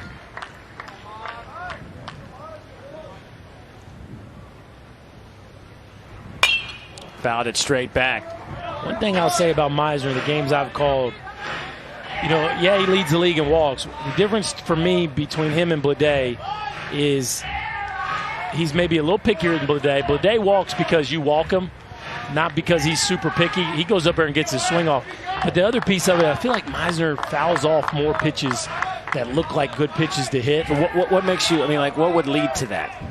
I don't know, because the path does not look sloppy. Like the barrel looks like it's making the right move into and through the zone, but they're just slightly inaccurate consistently. And we saw the last at bat where he grounded out second base. There were 2 or 3 foul balls down the left field line where the barrel's just a little low. And ultimately, because he's big and scary, if you miss a couple good pitches to hit, you end up with a walk. Fine, but we'd like you to square it up the ones that you got, And that's why, to me, the numbers aren't great. They're fine. They're just not great. Yeah. 3-2 pitch here with 2 on and 2 outs. To me, this is the fastball we're talking about. You start it right, 2 balls or a ball in the inside corner, you have it leak back. If you miss in. There it is. That's the pitch. See, that swing not nearly as good, but that's where I think you got to pitch Meisner. Now, I don't know, again, I don't think you stay there because he's big and strong and he can cheat a little bit and he can get to it. But if you see him start to cheat and try to get to that ball, that's when the changeup will work. Well, before the foot injury last year, Meisner led the team in batting average, stolen bases, doubles, triples, on-base percentage, slugging percentage. That's the kind of machine he was before missing the final 22 games with a foot injury. Well, if you look at tools, and obviously he's not put the numbers together yet that we think he would, but you give a young man like that 1,000 at-bats at the minor league level, and look, Everything else speaks to the power. He can run, he can throw, he can catch. I mean, he's a 5-tool guy. There's no way around it. And I just think he needs the at-bats. In the minor league, the pro season is a lot different. You get 2 times the at-bats, maybe 3 times you do in the college season. And he'll be a different guy in 1,000 at-bats in the minor leagues. Called strike 3. Tigers leave a pair. They lead at 1-0. Well, this is how you work a can't-miss first-rounder right here. No doubt about it. In, out, and then the two-seamer right on the outside corner. Can't do it any better than that. Missouri up 1-0. Welcome back to Hoover with Ole Miss skipper Mike Bianco. And Mike, big matchup right there, Etheridge and Meisner. What was the pitching plan there? Well, just, he's so good, and you just got to mix it up. And we just, he's not a fastball. He's got all fastballs, some off the plate, some in, and, hoping you're guessing right. So Mizzou goes to Candleberry. What do you need from your hitters here? Well, great changeup, and so we got to see the ball up, and we got to be good hitting the ball to the right-handers to the right center field, and the changeup is so good. So we got to get it up on our thighs. Thanks, Mike. Thank you. Thanks, guys. In a 1-0 ball game, this club looking to strike here against a new pitcher for the Missouri Tigers. Jacob Candleberry, who has been in their weekend rotation, the junior out of Greenwood, Indiana.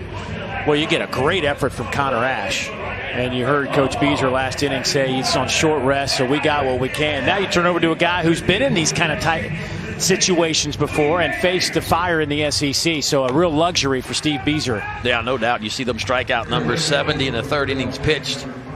Strikeouts up 96 strikeouts and 70 in the 3rd. Candleberry stuff is really good. The fastball's a good one, too. And you heard head coach Mike Bianco from Ole Miss say the changeup is his best pitch, no doubt. And when he's on, he can throw that pitch just about in any situation, in any count.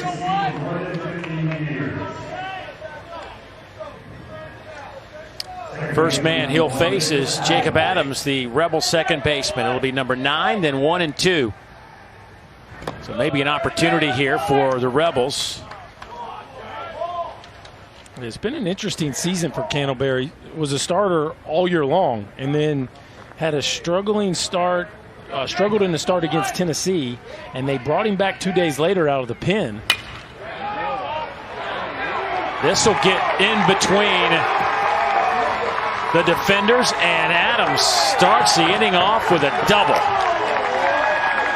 His 5th double of the year, and it came at a great time for Rebels. How about his 5th extra base hit of the year? It has been a struggle this year for Jacob Adams, but gets a fastball out over the plate and smokes it in the gap. And that has got to feel really good for a young man who has struggled offensively to get the Rebels going here. Bottom of the 5th. The offense has been silent to this point, but a leadoff double, you got to like the Rebels' chances here to tie this ball game off.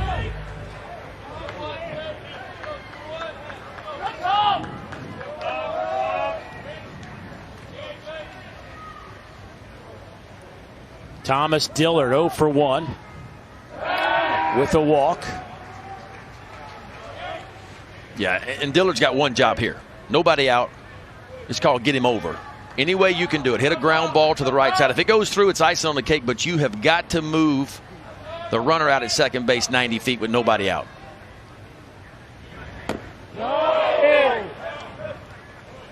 He went around. 0-1 on Dillard. Mike Bianco not real pleased.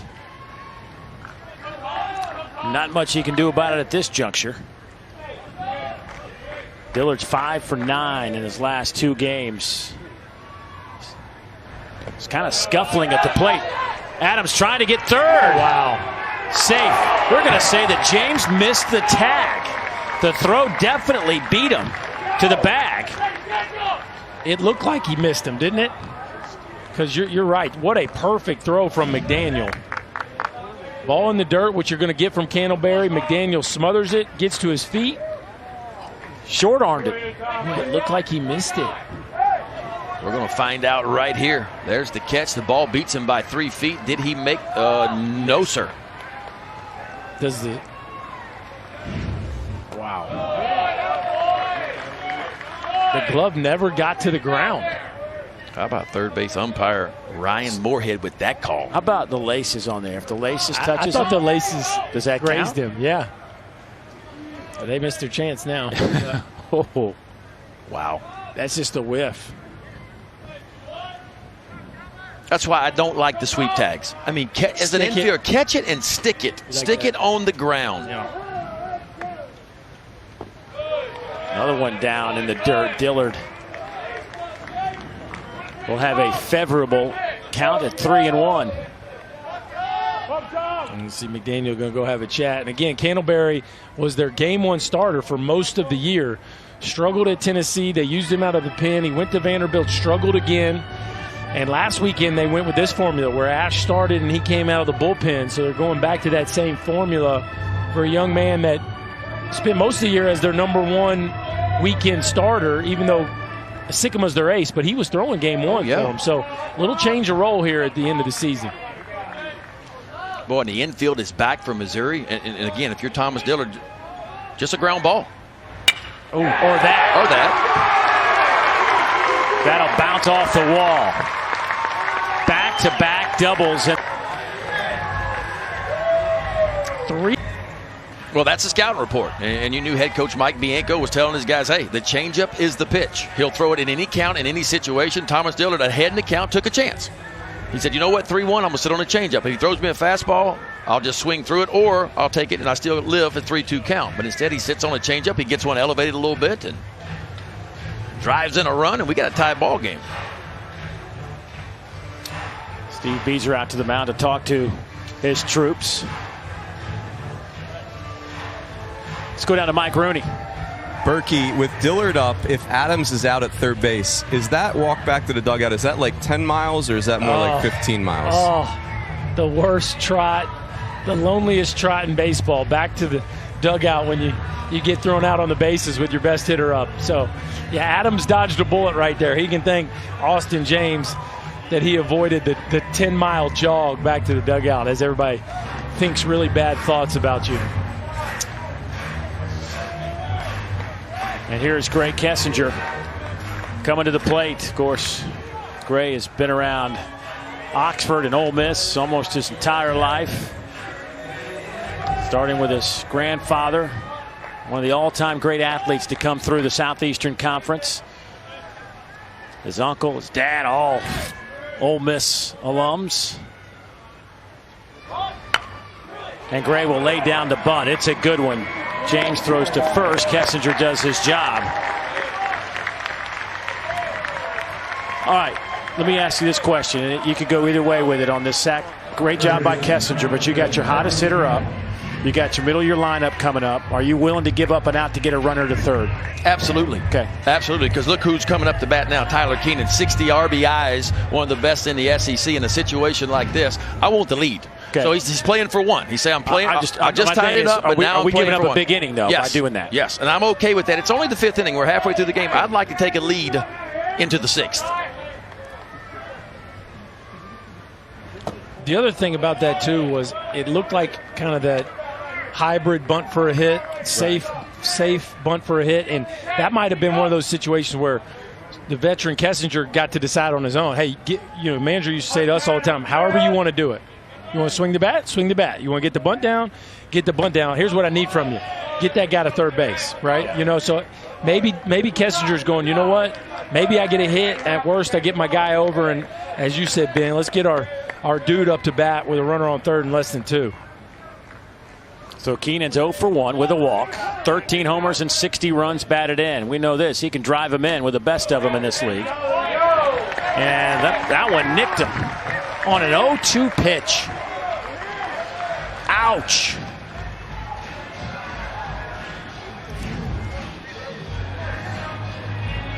Well, you can see where McDaniel, the catcher for Missouri, clearly on the outside part of the plate, wanted the ball up in the zone, an elevated fastball to change the eye level. You can see how he stood up right there, but missing a spot by a good 3 feet. And on an 0-2 count, you hit the batter. But not a whole lot lost for Missouri. I mean, you got Zabowski at the plate, who obviously does not run well. If he can create that ground ball, you can get a ground ball double play and get out of this thing. I think we're starting to see why Candleberry's moved from game one starter to the bullpen. Yeah, He's not as sharp as he was. When you miss that bad. Zabowski's hit into 3 double plays. Missouri would love number 4 right here. Runners at the corners, only 1 out. Lifts that one in the air, out of play.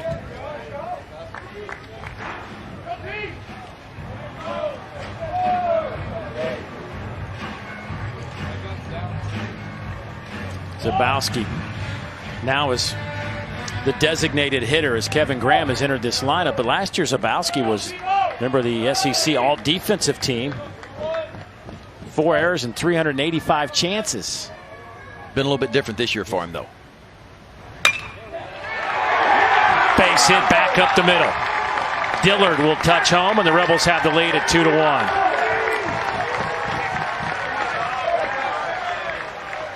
Well, they're on time for the off-speed stuff, aren't they? You heard Mike Bianco talking about they knew what they were going to get. Again, Jacob Canterbury pitched against this team and beat them earlier in the season, but Ole Miss does not look fooled. And Dillard was on time for an off-speed pitch. Now Zabowski on time for an off-speed pitch, and this Rebel offense starting to wake up.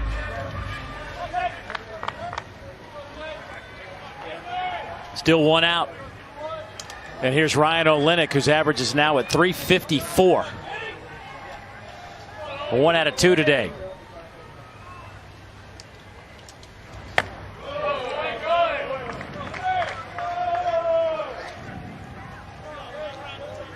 Candleberry came into the game and he's given up 2 doubles, hit a batter. Base knock right there by Zabowski, who picked up his 43rd RBI.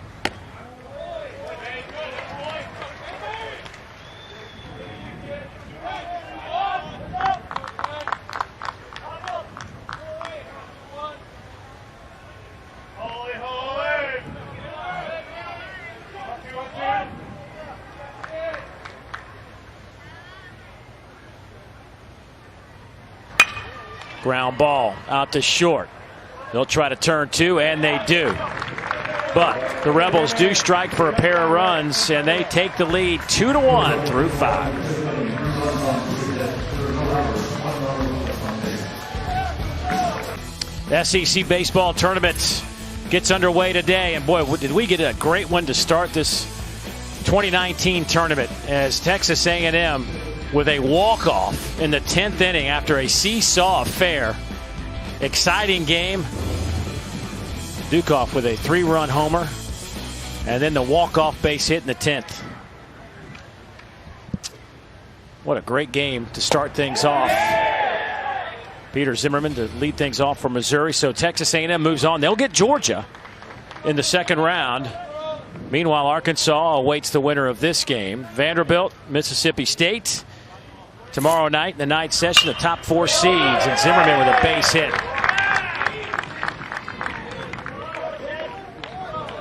And the Gators find themselves in very unfamiliar territory. That's going to be a long 5 days. Yeah, the only discussion is, were they going to be the number 1 overall seed, the number 2 overall seed? I mean, now we're talking about, are they going to get in the tournament? And you got this awkward window where you're waiting. And again, you're talking about the program that's been the best program in college baseball the last 10 years. 7 trips to Omaha in the last 9 years. Right. All of a sudden now you're bubble even getting into the NCAA tournament. How quickly it can change. And I guess really all you can do is go home and maybe give them a day or two. You got to get back to practice, right? Ooh, nice play over there at third by Keenan.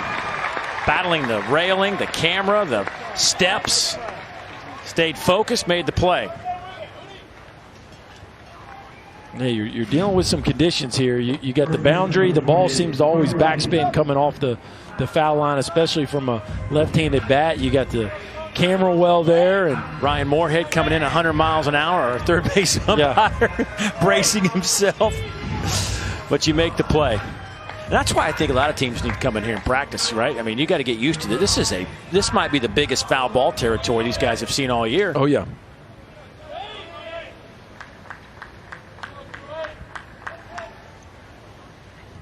So Tony Ortiz, 0 for 2. Etheridge up to 80 pitches as we're in the top of the 6th. Been a very efficient day for Will. Yeah, and you got to think this is probably his last inning. Short rest again. Out of play, 1-1. You know, it goes back to something you talked about, the struggles at the back end of this bullpen right now for Ole Miss. It's got to make things I don't know if awkward's the word. It is, especially in a one-run game. I mean, you're sitting there going to your Mike Bianco, you really want to get as many outs as you can out of your starter, right? Because you're trying to figure out, how do we get the last 9? Let's say he gives you the first 18. How do we get the next 9?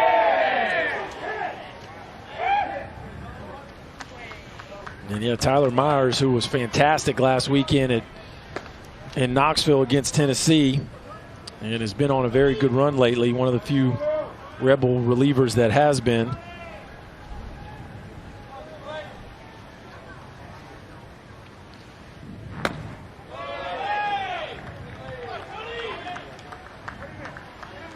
What do you do if you're going to close out a game? Caracci has not been very good the last couple of weeks. It's really started at LSU on that. Yeah, but listen, for me, if Ole Miss is going to get where they want to get back to Omaha, it's going to be because Caracci and Austin Miller were good. Yeah. And there's no need to get away from Parker Caracci right now. I mean, look, they're already in the NCAA tournament, right? They got 16 wins. They are in. It's kind of like a hitter. Do you take a hitter? I mean, if Derek Jeter's struggling, do you take him out and sub somebody else? No. I mean, Parker Caracci's an All-American closer. I'm not going to take that guy out of his role and what he does in a meaningless game, really, for Ole Miss. They're in. Okay. So I want him to pitch like a hitter hits his way out of it. He's got to pitch his way out of it. So let me take the other side. So Ryan Olenek comes in a 5-4 game when, let's be honest, you would not feel super comfortable if you got swept on the road there and lose your last 6 games, right? Uh-oh. Oh, they got the double play. We'll continue that conversation next inning. But how about the play from Olenek? Speaking of Ryan out in center field, you saw a glimpse of his arm as he just kind of flung that baseball. Well, Olenek can do it all. Was an infielder, he played center field, he can pitch. And watch the quick release here. Looks like an infielder. Watch his short arm arc. Boom, that's an infielder right there, folks. Double play to get the Rebs off the field.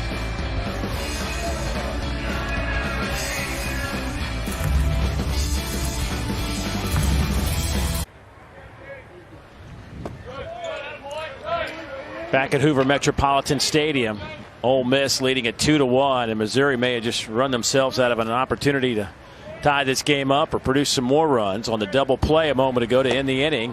Kevin Graham 0 for 1 today at the plate. Jacob Cancelberry greeted by Ole Miss last inning with a couple of doubles, a single, and 2 runs scored.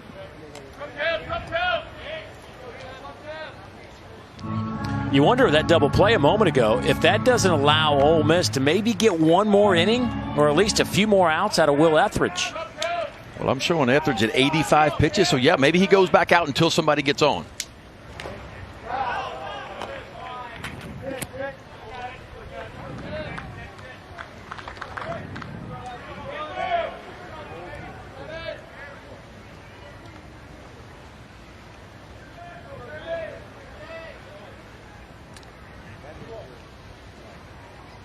See some frustration in that Missouri dugout.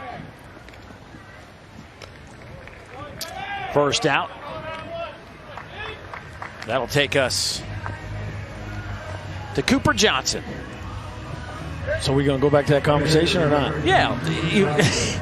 All right, we were talking about what does Ole Miss do at the back end in a close game because your All-American closer has really struggled the last month. What do you do? What's your decision? Do you go, Vince says you bring him back in a closing situation in a tie ball game? I thought he articulated that point well. I'm certainly in favor of staying with your guy. But what we saw last week in Knoxville was a rested Parker Caracci not get the ball in a 5-4 game in the 9th. And Olenek go 3 up, 3 down. Now, something tells me the fact that Mike Bianco did that leads me to think that he might do it again. I could see Ben's side of it, but part of me feels like you do have room to breathe here. So maybe we see if we got something with Olenek again. And now if he's done it 2 times in a row, maybe that becomes our new norm moving into regional play. That's just the other side of it. No, I see what you're saying, but again, if you look at big picture, you think Olenek can be your closer and take you to Omaha? Or would you rather on an All-American closer in Parker Caracci? Who gives you, at the end of the day, the best chance because of what he's done in the past? If all things are clicking at all cylinders, give me Caracci, 100%. Meisner will corral that in center field, so Cooper Johnson with the base hit. And so, Ben, you mentioned a point, too, during the commercial break as we continue that conversation about what you're telling your All-American if you don't go to him in these situations and the impact that could have. Well, for me, Ole Miss is in the NCAA tournament. Like a hitter hits his way, like a basketball player shoots his way out of a slump, a closer has to get some innings in to get his confidence back up and get going again. Parker Caracci's an All-American closer. From a point where off the field issues, he's overcome more than almost any player you can ever name in baseball. This closing role is not too big for him because of what he's overcome in his personal life, and we know about the story of that. And so, for me, I put him back in the game every time because I trust him. He's done it in the past. Yeah, has he hit a rough spot? No doubt. We all hit rough spots as athletes. That's going to happen. But if you crush him and you crush his confidence and say, you know what, Parker, you're not good enough to close for me anymore. I'll put you in a long roll whenever I can. He's done. It's over. So you keep going back to him, and he says, Coach has confidence in me. I know I'm struggling, but Coach still believes that I can because, again, I think if Ole Miss can make a deep run, it's going to be because the back end of this bullpen with Austin Miller, who's had his struggles, and Parker Caracci's going to have to be good.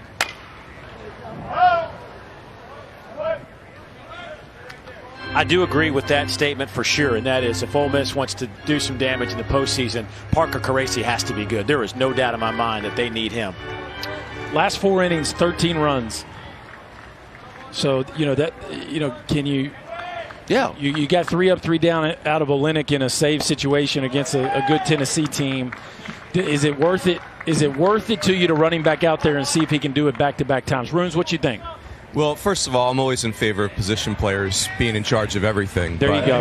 I would say this to Ben's point, guys. Parker Caracci's got a very unique arm slot, and this league has seen a lot of him. I think he could be a really effective tool in the postseason when teams haven't seen a bunch of him because it's so unique. And it's hot, too. I mean, when it's right, it's mid-90s. Well, it's not only is it mid-90s, it's a high spin rate fastball, so it's got something extra to it on top of that. And the fact he's been in the fire before.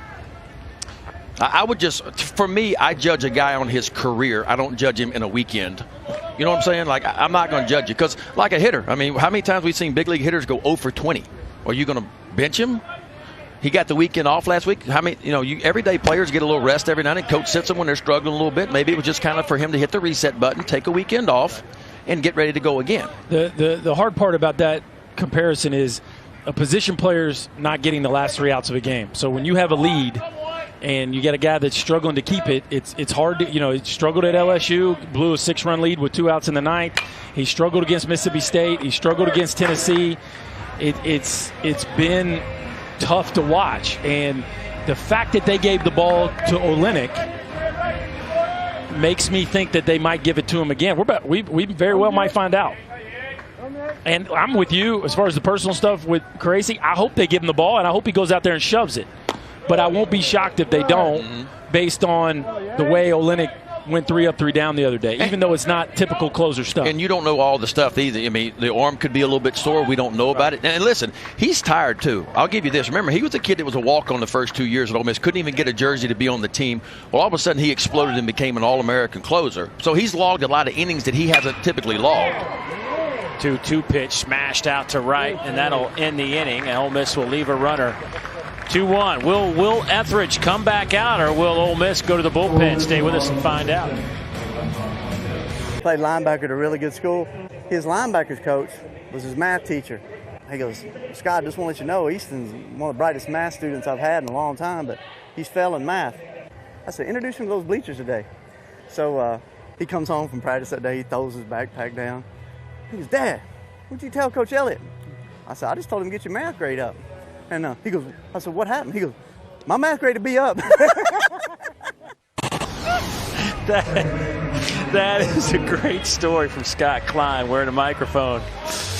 Probably finished with an A. Only takes one of those days, right? What do you say, introduce him to those bleachers? Yes. Doesn't take much to get your attention. Yeah, that'll get you. Appreciate Scott wearing a mic for us today. Game 2 of this SEC tournament. Both teams have had some opportunities for some runs, but we sit at 2-1 as Paul Gomez will lead things off. He's 0 for 2 today. Gomez hitting 6 in this lineup, followed by Broyles and then James.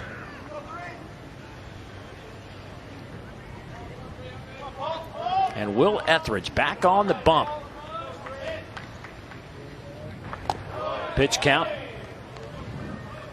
closing in on 90s at 88 right now. And Ben, you mentioned it might be one of those situations where maybe the first base runner, they make a change or maybe give him a couple, but you get to that point where it shouldn't be a long leash at this point. Yeah, there's double barrel action down in the Ole Miss bullpen right now, so I think that may be what you're looking at. We're going to let you go as long as you're recording outs, but the first time somebody gets on base, we're going to make a move. You know, so many guys, pitchers we see these days throwing 96, 97 miles an hour. So max effort, and they're just grunting their way. But Will Etheridge is it's not a complicated thing he's got going out there. And he's still pumping at 92 here in the 7th inning. Well, he gets it. You know, he knew he was on short rest, so it's about cruising along at 90% max effort. We saw him bump up when he needed to, and he punched out Meisner on a 93-mile-an-hour heater, so he's got a little extra in the tank. And, you know, I said this early in the year, it's somehow we got away from 2 pop-ups and the ground ball was a bad inning for a pitcher. We think we got to hump everything and punch everybody out, and that's not the way you pitch, especially if you're a starter and you want to go deep in the ball games. It's okay for 2 pop-ups and a ground ball, I promise.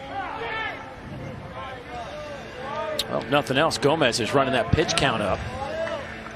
It's at 91 now. But the last 2 innings, he had a tough second with 25 pitches and 20 in the 5th.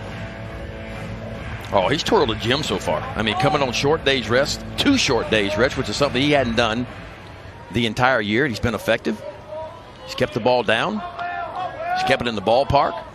Had a season best 117 on the mound against Texas A&M when he went 8 innings. 3 times he's been over 100 pitches this year, but none of his last 2 starts, although those are 92 and 94.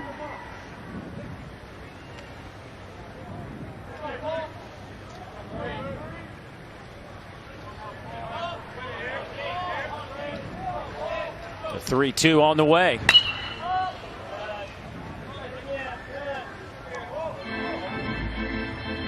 This kind of feels like his last hitter, doesn't it? I mean, that heater was 92. I mean, so he's still got some juice there. That's kind of where he's been the whole game. Just looks like, you know, a few more moments to take his breath, and you know, this is a heck of an effort he's already given you.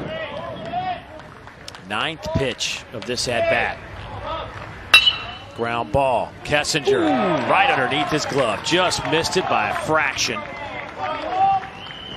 And we'll keep an eye on that Ole Miss bullpen now.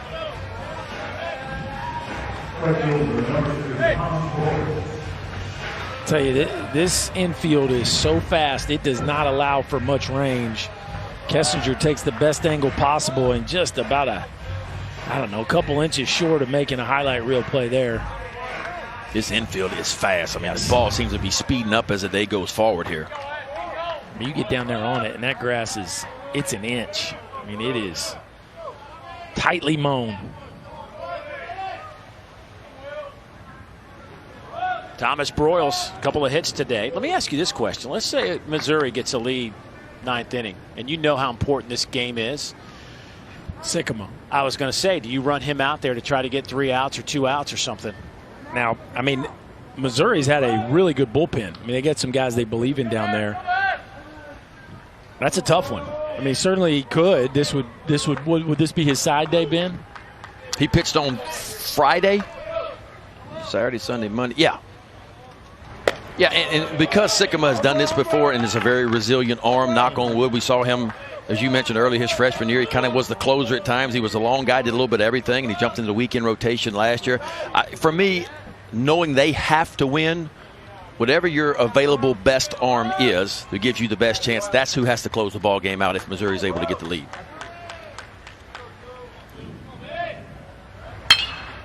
Right back to Kessinger. Steps on the bag. There's a double play. Happiest man on the field is Will Etheridge. Oh, a little shaved ice right there, huh? That's good stuff. Well, we know that's not Peter Burns because that guy gave cash. Yeah, it's not him. That guy had his wallet out. What a huge pitch that was. Ball hit hard, but Gray Kessinger in the right spot, double play depth, and easily turns to double play. Now it's Austin James. He looks at a first pitch strike.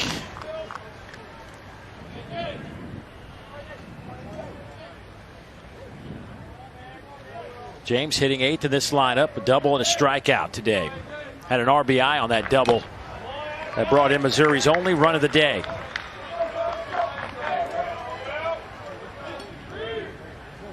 The offensive struggles continue for Mizzou.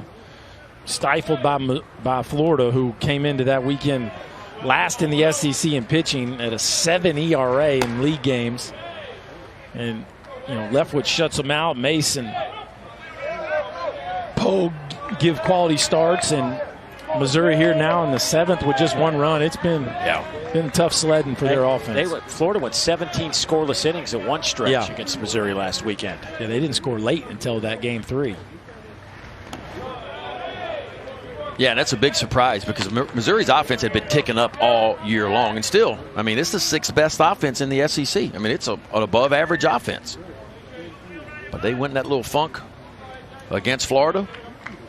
And so far today, it has continued. Etheridge at 100 pitches.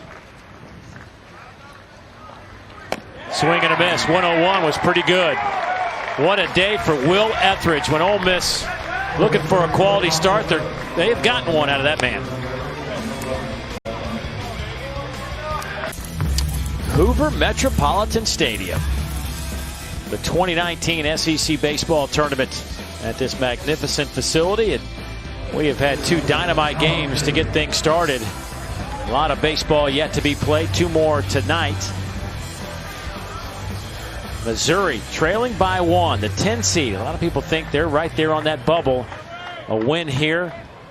Don't know if it's a must, but it certainly would help their case.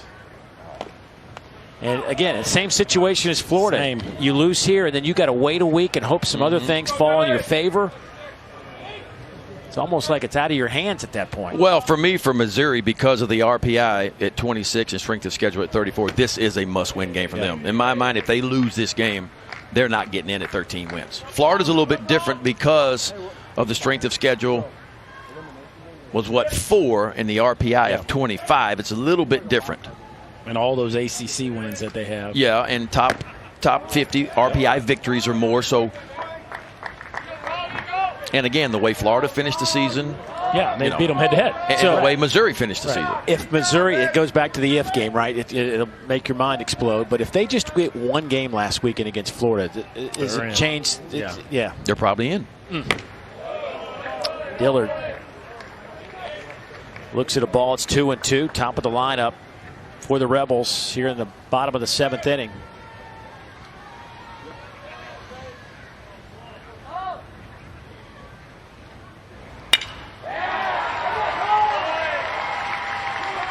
Dillard, back-to-back hits now. He's 2 out of 3 with a walk today. Well, the last 5 in, according to D1 Baseball. Florida, Missouri, Michigan, Virginia. Boy, it's weird to see Virginia up there as well, isn't it? Virginia and Florida on their last 5 in. That's just kind of a weird thing to look at. But that's the story here in 2019. We'll see which one of those teams help themselves in the conference tournament. We know Florida hasn't. Missouri on the bad end of this one currently. Of course, Virginia's gets guaranteed chances at the way the ACC format is. Right. The round robin.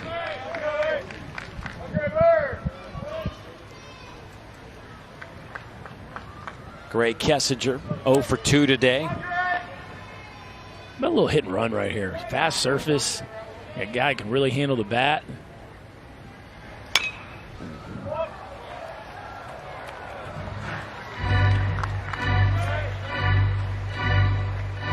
Yeah, it's kind of unusual. You're looking at the number 1 team in the SEC, Missouri, in stolen bases. Ole Miss at number 3, and nobody has attempted anything yet. No hit and runs, no stolen bases.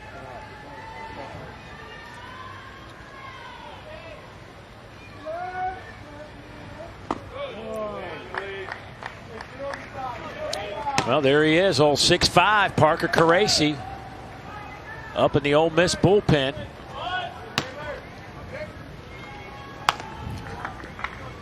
Ryan Olenek was in that bullpen a moment ago. So Caracci for the 8th, because he certainly looks like he's getting hot, right? And then we'll see how it goes from there. Yeah.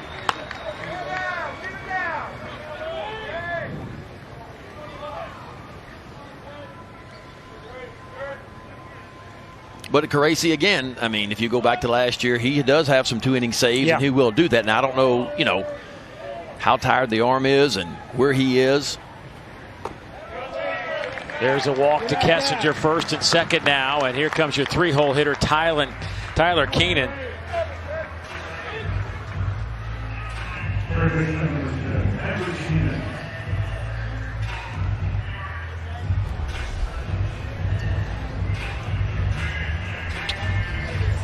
Ian Bedell, the right-hander. Looks like he's ready to go if need be.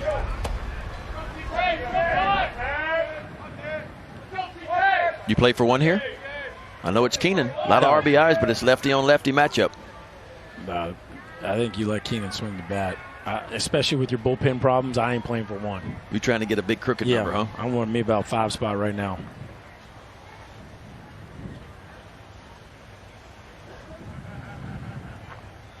You?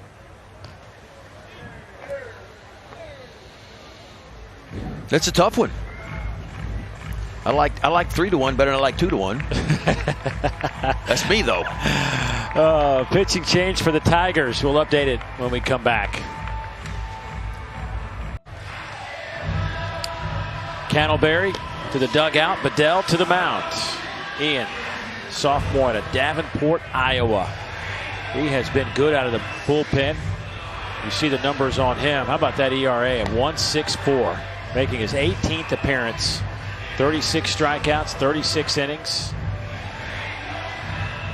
And he has got a tough situation here. Yeah. First and second, nobody out. You got to go right through the heart of Keenan Zabowski. And Olenek. And Zabowski's hitting it hard, too. I mean, he's 2 for 3. Yeah, you're going to have to execute to get out of this with a 0. Best thing he could do right here, maybe turn over a changeup and see if he can get a 4.63.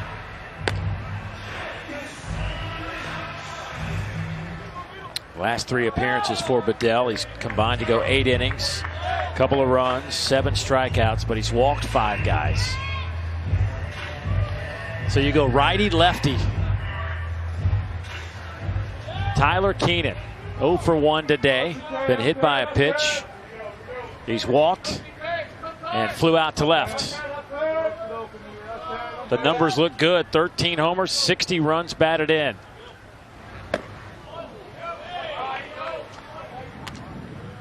How about Bayou coming in out of the bullpen? Funny little catch up. Wow.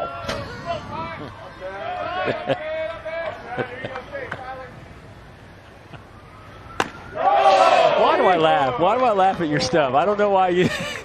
Berkey just shakes his head. It makes me laugh. He never heard that before. I tell you, he looked at me. He's going to need a little catch up. It's a good one. That's that, what is that, the George Bush fastball he's featuring right now? George H.W. Bush. Yeah. 89 to 93, it's a big difference. Yeah. Moving into the Clinton era. Yeah, we're getting into the first term. Trending first up. term, Bill Clinton. Trending up. It's educational, too.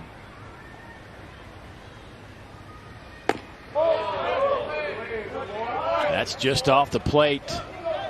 2-2.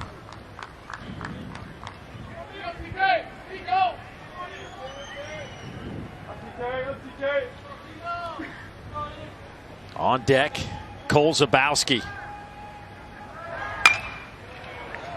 Out to left, slicing toward Brumfield. He'll make the catch. Dillard bluffs his tag at second. First out. And here comes Cole Zabowski in the 5th inning. A big hit for Cole. This would produce an RBI. He got a little hanging breaking ball. Candleberry made a couple mistakes in RBI situations. Dillard made him pay. Zabowski made him pay. Cole got a chance to have himself a nice ball game here with another big base hit. One down for Zabaski, who hits cleanup. 312 on the year now. 2 for 3 today.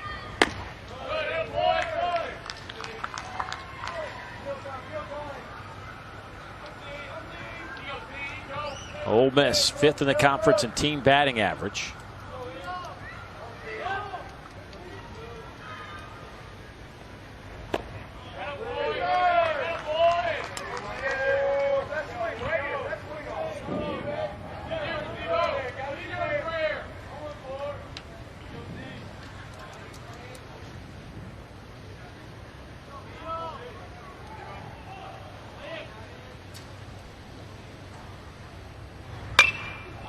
Popped him up. Cornelius will make the catch. That'll be out number 2. How about Bedell, huh? Coming in a tough situation. First and second, nobody out. Back-to-back fly balls. And now it's Ryan Olenek with 2 outs. Olenek up to 352.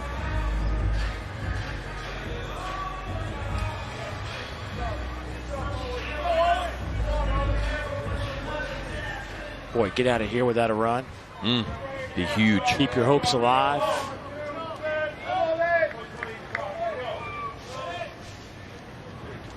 Well, that just missed.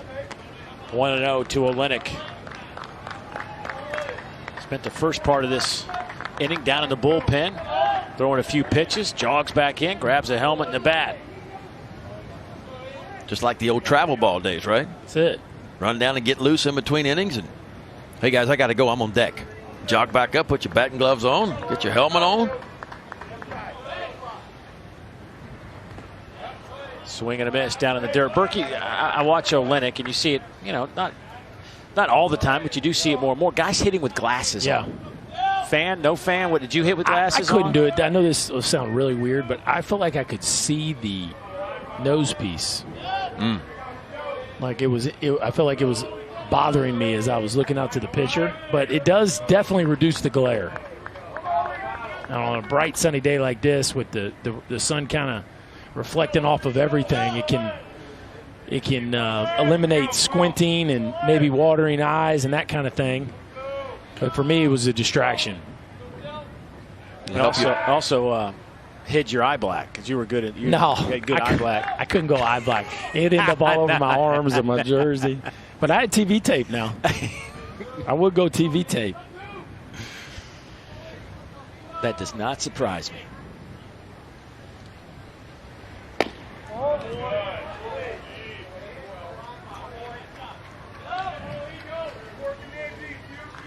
For those who don't know, Berkey hit .435 his junior year at Tennessee. Over 400 as a sophomore. I guess they didn't have scouting reports back then. Like, who's this little dude hitting leadoff gutter ball right down the middle? Thank you.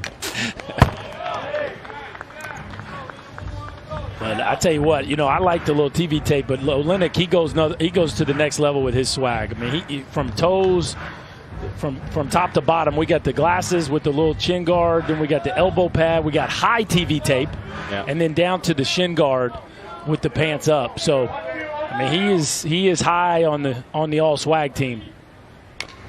Fouls off another one. Didn't we have a guy last week? Was it Olenek? I can't remember. Yeah, I think who didn't have the top of the. Oh no, who was that? Didn't have the pad. He had the shin guard, but didn't have the thing over the shoelaces. Might have been some video. And he fouled it off the top of his foot. He had a shin guard, but the foul ball missed the shin guard. Yeah, we'll have to check and see if Servideo comes out with the pad over his shoelaces today. I haven't noticed. Oh, Olenek's got the thumb guard too. So he's got all the guard boxes checked. We got the chin guard, the thumb guard, the elbow guard, and the shin guard. Well, he's been beat up this year. I mean, there's no doubt. He got hit on the hip about 4 weeks ago by a fastball, and I mean, it almost crippled him. He stayed in the ball game, but he looked awful trying to get on and off the field. We are a walking Evo Shield advertisement right now, Ryan Olenek. Kind of like Runes with the SEC Network logo down there. Well, his hat, his shirt, mic flag. Probably got it on his belt.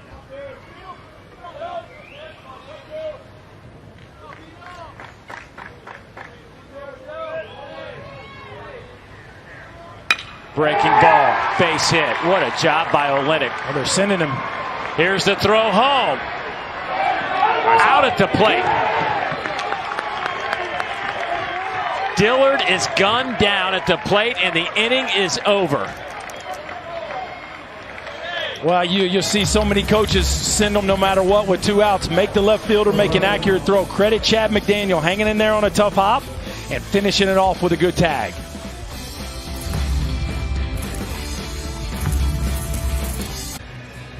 All right, coming up right after this game, David DeLucci and I will be outside of right field talking about the conclusion of this one, give you a preview of Auburn, Tennessee. And I had something about Mike Rooney's hat here, but gentlemen, it looks like more pressing issues is that last play under review. Yes, it is.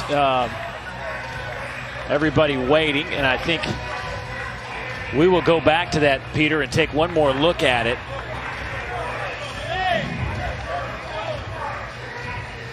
Looks like it was confirmed. Just making sure he got the ball on him before that foot got in there. And that was a quick look at it. Well done by the guys monitoring the replay today, as that will be the 3rd out of the inning. And that's a tough hop. It's a nice job right there by McDaniel, huh? Yeah, ball never went in the glove. He just grabbed it off his chest and applied the tag. And I like it. Make them play catch. You got left fielders got to handle it clean. The catcher's got to make a tough pick, and credit the defense. They were able to do all those things. Yep. That's what you're gambling. You're gambling on the left fielder is going to catch it cleanly. He's going to deliver it to home plate, and the catcher's going to pick it. And what a job by McDaniel. I mean, that's probably a play 50% of the time you make, because that ball short hopped into his chest, and he barehanded it off his chest and applied the tag. So it's a good risk with 2 out. Send them, make the play. Missouri made the play. Well, Tyler Myers is the one with the baseball now for Ole Miss here in the 8th inning, as Rebels hanging on to this 2-1 lead. Myers, the junior out of Houston, Texas.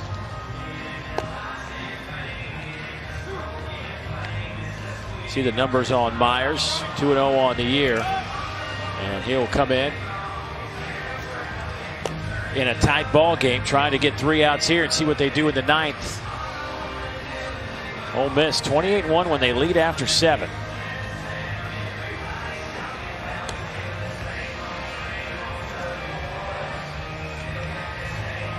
That works. We've been talking about their bullpen problems, but turns out, all in all, they've held on to those leads. There's been a few where they blew, and one at LSU specifically stands out.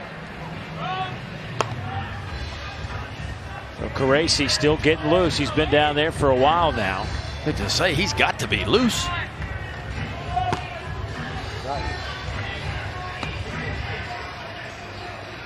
Myers, the last 4 outings, 4 1/3, no runs, 1 walk. Starts off Connor Brumfield, the 9-hole hitter, with a softie in there at 76 miles an hour.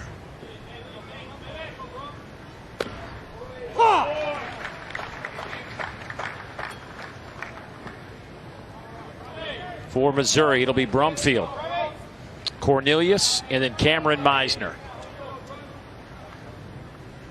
And that's what Myers likes to do right there. The fastball 88-90, but he can bend it. At a true curveball, not quite 12-6, but more 1 o'clock, 7 o'clock break.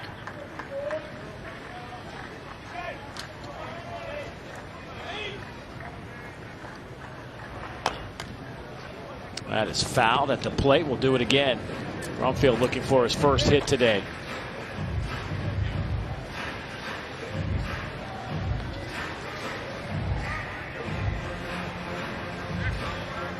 Steve Beazer trying to get this team to the NCAA tournament. Many believe they need this game right here to accomplish that. I know how Ben feels about it. What about you, Berkey? You feel like this is a must-win? Yes. Yeah, I really do. I don't think it's 100% done if they lose, but if they win, they're in, and if they don't, they're going to have to really get lucky, I think, on the back end of some of the bubble races. So to have any confidence that they're in, I think they need to win today. It has been a high-stress pitch game. It seems like since the very first pitch of this game, every one of them has mattered dramatically. Called strike 3.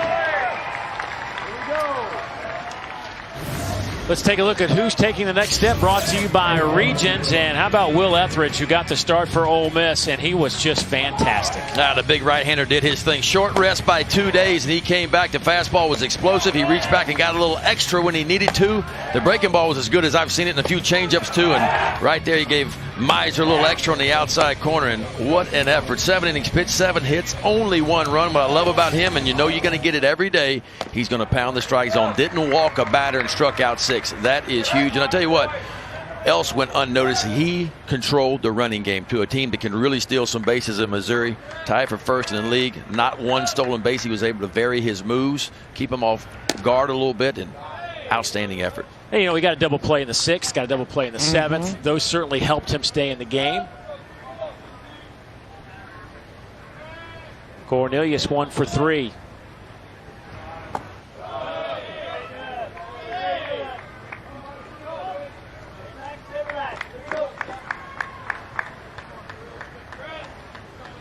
Boy, it's got to be nice to run a guy like him out in a single elimination game. You get your Friday night SEC starter on the bump. And he gave them all they could hope for. It's not flashy, but his control has been so good lately. I mean, he just doesn't give you anything into an offense that's struggling like Missouri with a good defense behind him. That's a winning formula. Well, he's going to make you beat him. Yeah. He's a veteran kind of guy that's not going to beat himself. You're not going to see him walk a lot of guys. He just doesn't do that. You know, and he fought some blister problems halfway through the year. If you take those couple of starts away that he tried to pitch with a blister problem and the ERA got elevated a little bit, actually the year is much better. Because there was a 2 or 3 start period in there where, you know, they would have to take him out of the ball games. He was trying to pitch through an awful blister. Well, they got it healed up about a month ago, and he has been really good. And speaking of really good, Tyler Myers has come in out of that Ole Miss bullpen. I'm going to tell you, boy, the fastball is 88 to 90. But this one right here, if you're standing in the batter's box, that one will hurt your feelings. That is a true breaking ball. And that's 2 in a row, back-to-back punch-outs by Tyler Myers. Bring you to your knees, Berkey. Yeah, he's rolling. And it begs the question. Yeah. You know, if he ho-hums this one right here, do you leave him out there? It's kind of similar to what we saw with Menifee and Colic, with Colic scuffling a little bit for A&M, and they chose to go with him because he's their closer. And next thing you know, we're in extra innings. You know, here at Ole Miss, they have their closer ready, but you got a setup guy who's hot, and, you know, if he goes 3 up, 3 down, it certainly make Mike Bianco think about it.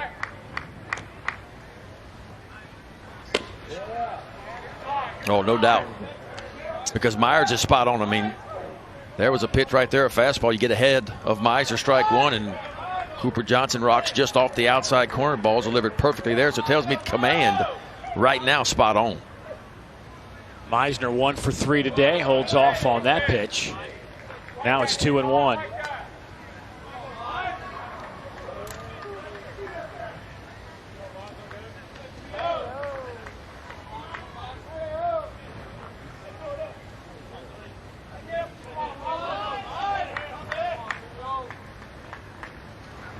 How about that? That is some kind of breaking ball. 2-1 count. You think you're getting a heater. Pitching backwards. 2-1 breaking ball. Not just an everyday breaking ball. He had a little backdoor action on the outside corner. Now 2-2. Meisner has no idea what he's getting. Got another breaking ball. Fouls it off. It's a good matchup right here. Myers certainly gets one over the plate. He could definitely hammer one into the trees. But you slowed the bat down twice now. Always thought one of the best sequences is slow, fast. 2 breaking balls in a row to pitch for me. It's black inside. If you miss off the plate. Goes back to the break. Could have been. If you're going to throw the breaking ball, this is the perfect spot. Start on the inner third and have it break just down. I tell you what, boys, I believe that's a strike. Boy, Cooper Johnson wanted it, didn't he? Here's the payoff. Do it again.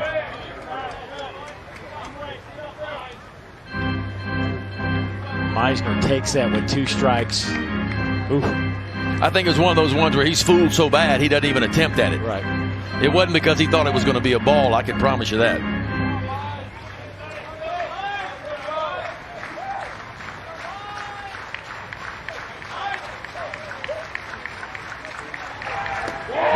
Breaking ball, swing and a miss. Inning is over.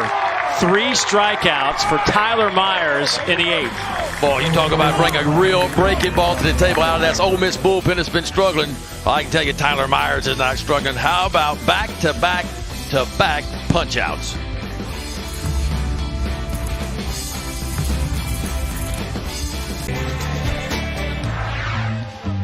Tennessee Volunteers, hey, the big orange. You always know when they're in the building. Hard to miss that orange. Tennessee finished strong, winning 2 of 3 against Ole Miss to wrap up their regular season. They will take on Auburn. What do you guys make of that game? The winner gets Vanderbilt tomorrow. There's Butch Thompson of the Tigers. Let me just say that congratulations to Tim Corbin for winning the SEC Coach of the Year. Well deserved, as they just absolutely boat raced the field down the stretch. But both of these guys, Butch Thompson and Tony Vitello, deserve a ton of credit. Tony Vitello for turning around the fortunes of a program that's been in the cellar for 15 years. And Butch Thompson for holding together a team that, from a pitching standpoint, has not had their best 2 guys. They haven't had their best 3 guys all year, but they haven't had their best 2 guys all but a couple times in league play. So I think both of these guys deserve a ton of credit for getting their teams to this point, and that's going to be a heck of a ball game coming up after us. We got starters in that one yet? I'd like to know who's starting. Graham's got a 10-game hit streak on the line right here. We got Stallings coming right back at it for Tennessee versus Elliot Anderson. So both teams going with weekend guys.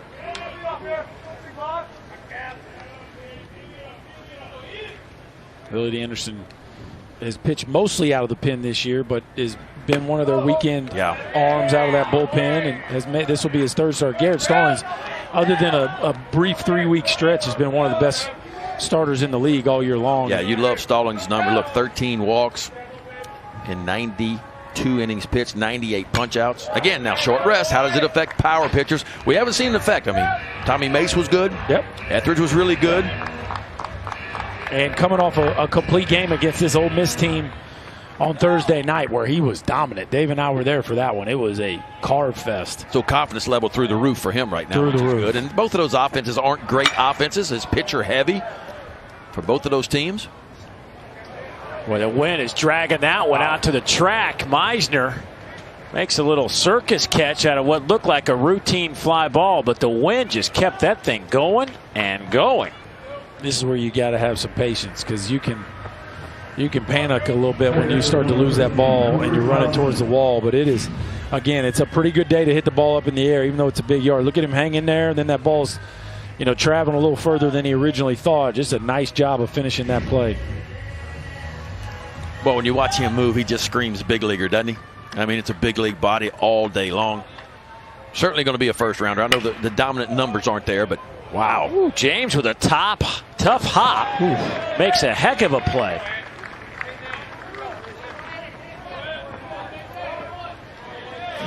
How about James? Watch this ball come up on him at the last second. A lot of top spinning right there. It humps up. But athletic enough. He comes up. Glove comes up. Grabs it clean. Strong throw across the diamond. And for a young man who's not a lot of reps over there this year, that's an outstanding defensive play. Yeah, Paul Gomez, who's at second, is usually over there at third, but because of injuries, they put James at third, Gomez over at second. You'll see a lot of guys retreat on that ball to try to give themselves some space to read that big overspin second bounce. James just hung in there and wore it. Man. Servideo 1 for 3 today. Or if you're Alex Bregman, you just charge it because he charged everything. Yeah, he just gone in there. He might have caught it with his teeth. Just because he can.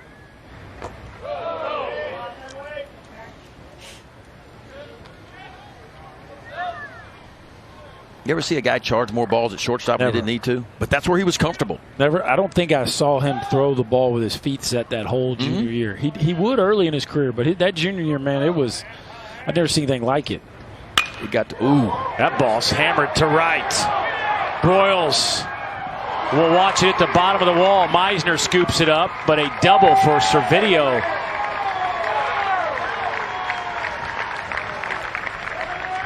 His second hit today.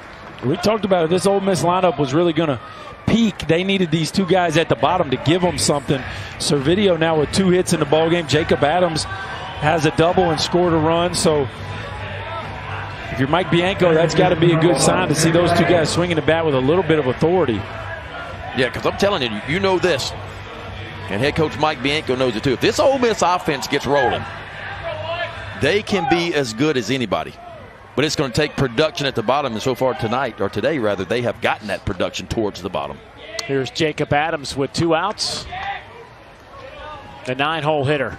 1 for 3 today. That 1 hit was a double in the 5th, and he came in to score.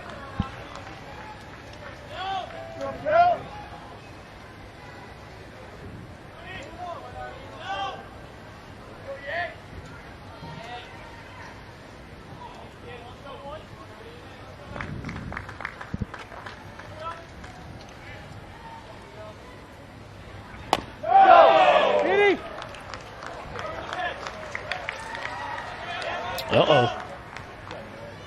Caracci was up. Now Olenek is out in the bullpen. Yeah, and you wonder if one's going in and the other one's in emergency relief. I'm just telling you, Ben, I hope you I know we're rooting for Caracci to get it back going, but you will enjoy Olenek's closer act. I promise you that. It is must-see TV. Look, he's already talking himself into it. I'm just telling you right now. Who was the closer for A&M a couple years back that was talking to himself? You know what I'm talking about. Oh, the side armor. Yeah. Submarine guy. Yeah. Holman. Hoffman. Yes, that's it. This is not quite at that level because I don't think he's like going to punch himself or anything to that degree, but it's pretty entertaining. You remember the old Rabowski? Remember him? Mad Hungarian. Yeah. Boy, he'd storm around the mound and just punish the rosin bag, fire it in the ground. I'm just telling you, we're already getting into the character right now. It's almost like he's been told he's going in. Which I wonder now why Caracci threw so much. He threw for 2 innings. Yeah.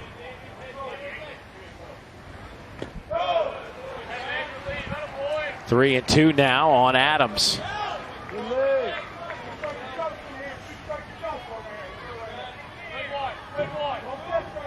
Dillard on deck if Adams can reach.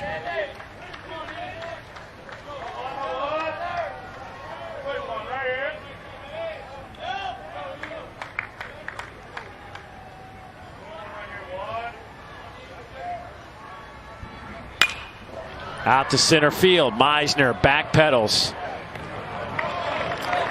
Missouri down a run. Who will close it out? It looks like it's Ryan Olenek.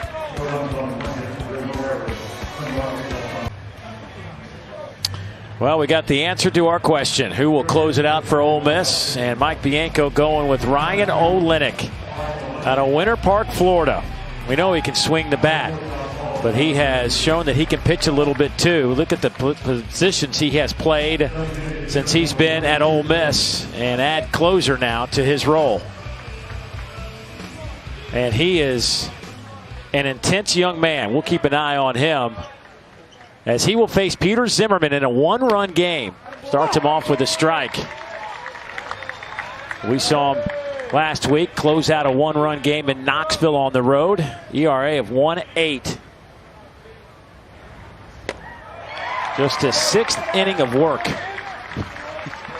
Hey, he's athletic. We know that. 5 strikeouts in those 5 innings. Does have that 1 save. He's given up 1 earned run.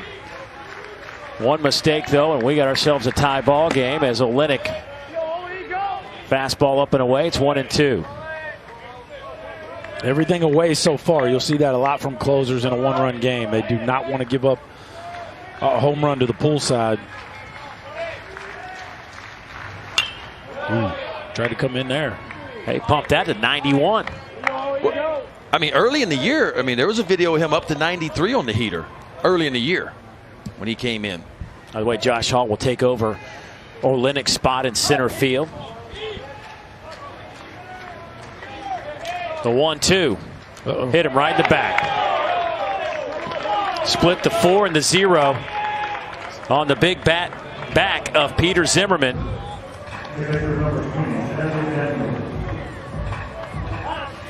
Threw a pretty good breaking ball for a strike, but this one here just slips out of the hand. Catches Zimmerman, and Missouri, the so important leadoff guy, on base here in the 9th. And a pinch runner, Josh Holt Jr. And see, this is where it's going to hurt Olynyk right here in Ole Miss. Olynyk not in a situation where he's ever really had to hold runners before. Missouri, a team that likes to run. And this is where the game, with not a whole lot of experience in a closing situation, the game can really speed up on you. Chad McDaniel, ground ball, foul. A little slide step though. Got it there quickly. Yeah, I think the holding runners on piece again, while definitely different, I think just because of his athleticism, I don't think he's going to have trouble with changing his rhythm and his tempo just because of how versatile he's been at different positions all throughout his career.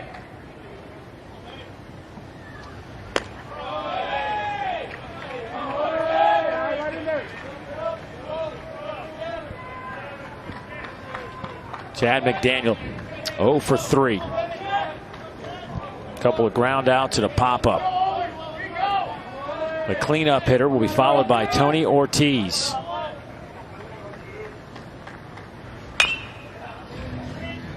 One and two. He had 2 strikes on Zimmerman when he hit him in the back.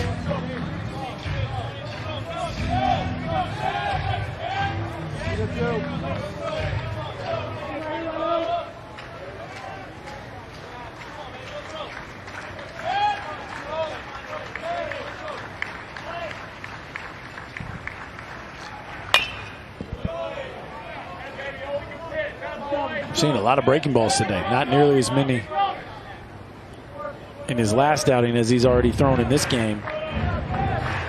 It looks like a pretty good one. They're not taking comfortable swings. Well, the only one that got away hit Zimmerman, but the rest of them have been really solid. He stayed down. He's gotten ahead. He stayed down in the zone with him.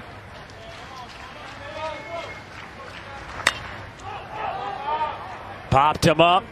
Kessinger makes the catch. First out of the inning.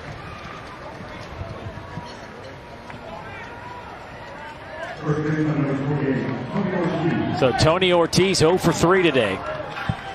Tony came in at 299. His average has dipped to 293. He's got 4 home runs and 28 runs batted in.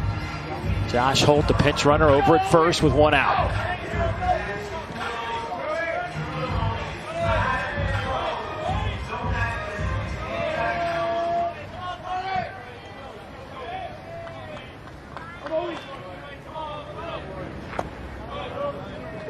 And if you're Steve Beazer, you've been sitting on the cusp of making the tournament now for the 4th straight game. And really the 5th, because they won game 2 against Vanderbilt. So if they'd have won that 3rd game against Vanderbilt, then they got swept against Florida. Now here they are in a 1-run game against Ole Miss.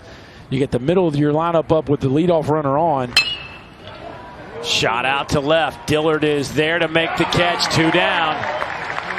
Yeah, and Missouri's trying to avoid day 1 elimination for the 2nd consecutive season. They lost to LSU last year 8-5 in this game. And now they're down to Paul Gomez. See if he can keep it going for the Tigers. Does Steve Beazer take a chance here to get his guy in scoring position? A lot of breaking balls. Been a lot of breaking balls thrown. True, but you got a guy sidestepping with the best catcher in the league behind the plate, and if you get thrown out to end your season potentially, that would be a tough road trip home.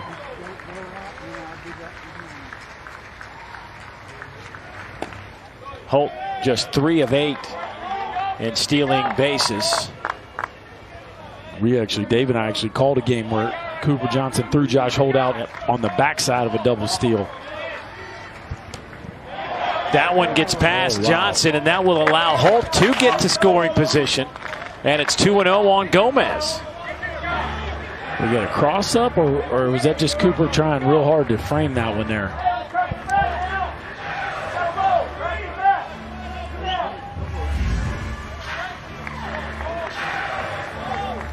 I think he's just trying to stick that. I don't think he's crossed up. No. And really good framers will use their whole glove and try to keep the glove on the edge and catch it right there in the web to make the pitch look better than maybe it was. And he got caught with one right there that just tipped off the edge of the glove.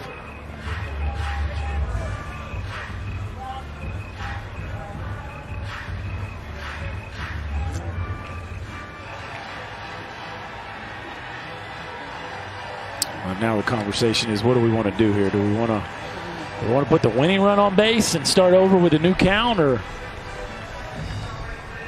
That's Parker Caracci, by the way, up against the fence. He's been throwing this inning, so he's still up. This is his third inning of throwing some pitches in that bullpen. Well, you kind of know what you're going to get. I mean, I don't expect him to throw a 2-0 fastball right in the middle, so you may get just more breaking balls. If you walk him, you walk him.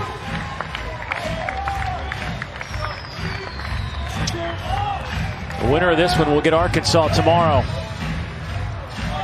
There is Parker, just a spectator for the moment. 2 outs in the inning, runner at second in a 1-run game. Gomez looks at ball 3.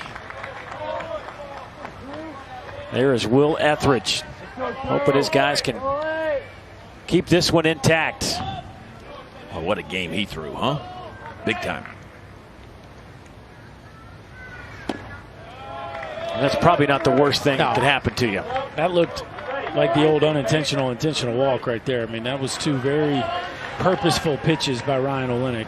Well, if you're Ole Miss, you're in the part of the lineup that you want to be in this situation. Broyles hitting 230. Although he's got a couple of base hits. Austin James came in hitting 190. He's got a double, though. And Brumfield, 3 punch-outs. So Broyles looks at a first pitch strike.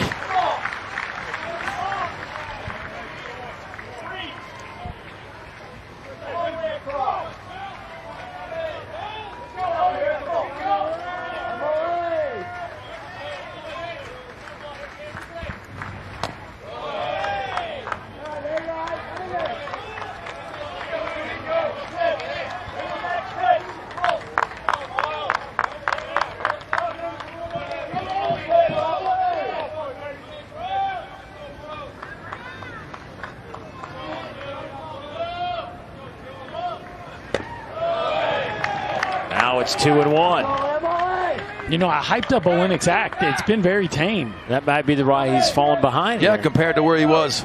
He's not last weekend, huh? He's not talking to himself. He's not. Maybe it's the stretch that's got him a little altered. There's a good pitch.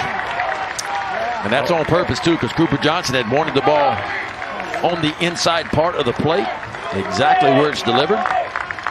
And this is where, if you're an infielder here, you really have to give ground. You got to play deep. Nothing gets through right here. We got to be laying out for everything.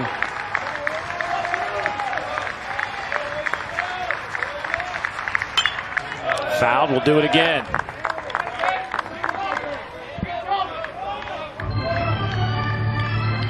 And really the opposite's true for the outfield. I know the go-ahead runs on first base, but you got a guy up to bat who doesn't have a ton of extra base hits. I think you're playing a little more shallow in the outfield and trying to be really aggressive charging the baseball. Called strike 3, ball game. Olenek does it. Gets the save for starter Will Etheridge, and the Rebels moving on in the SEC tournament. Big time.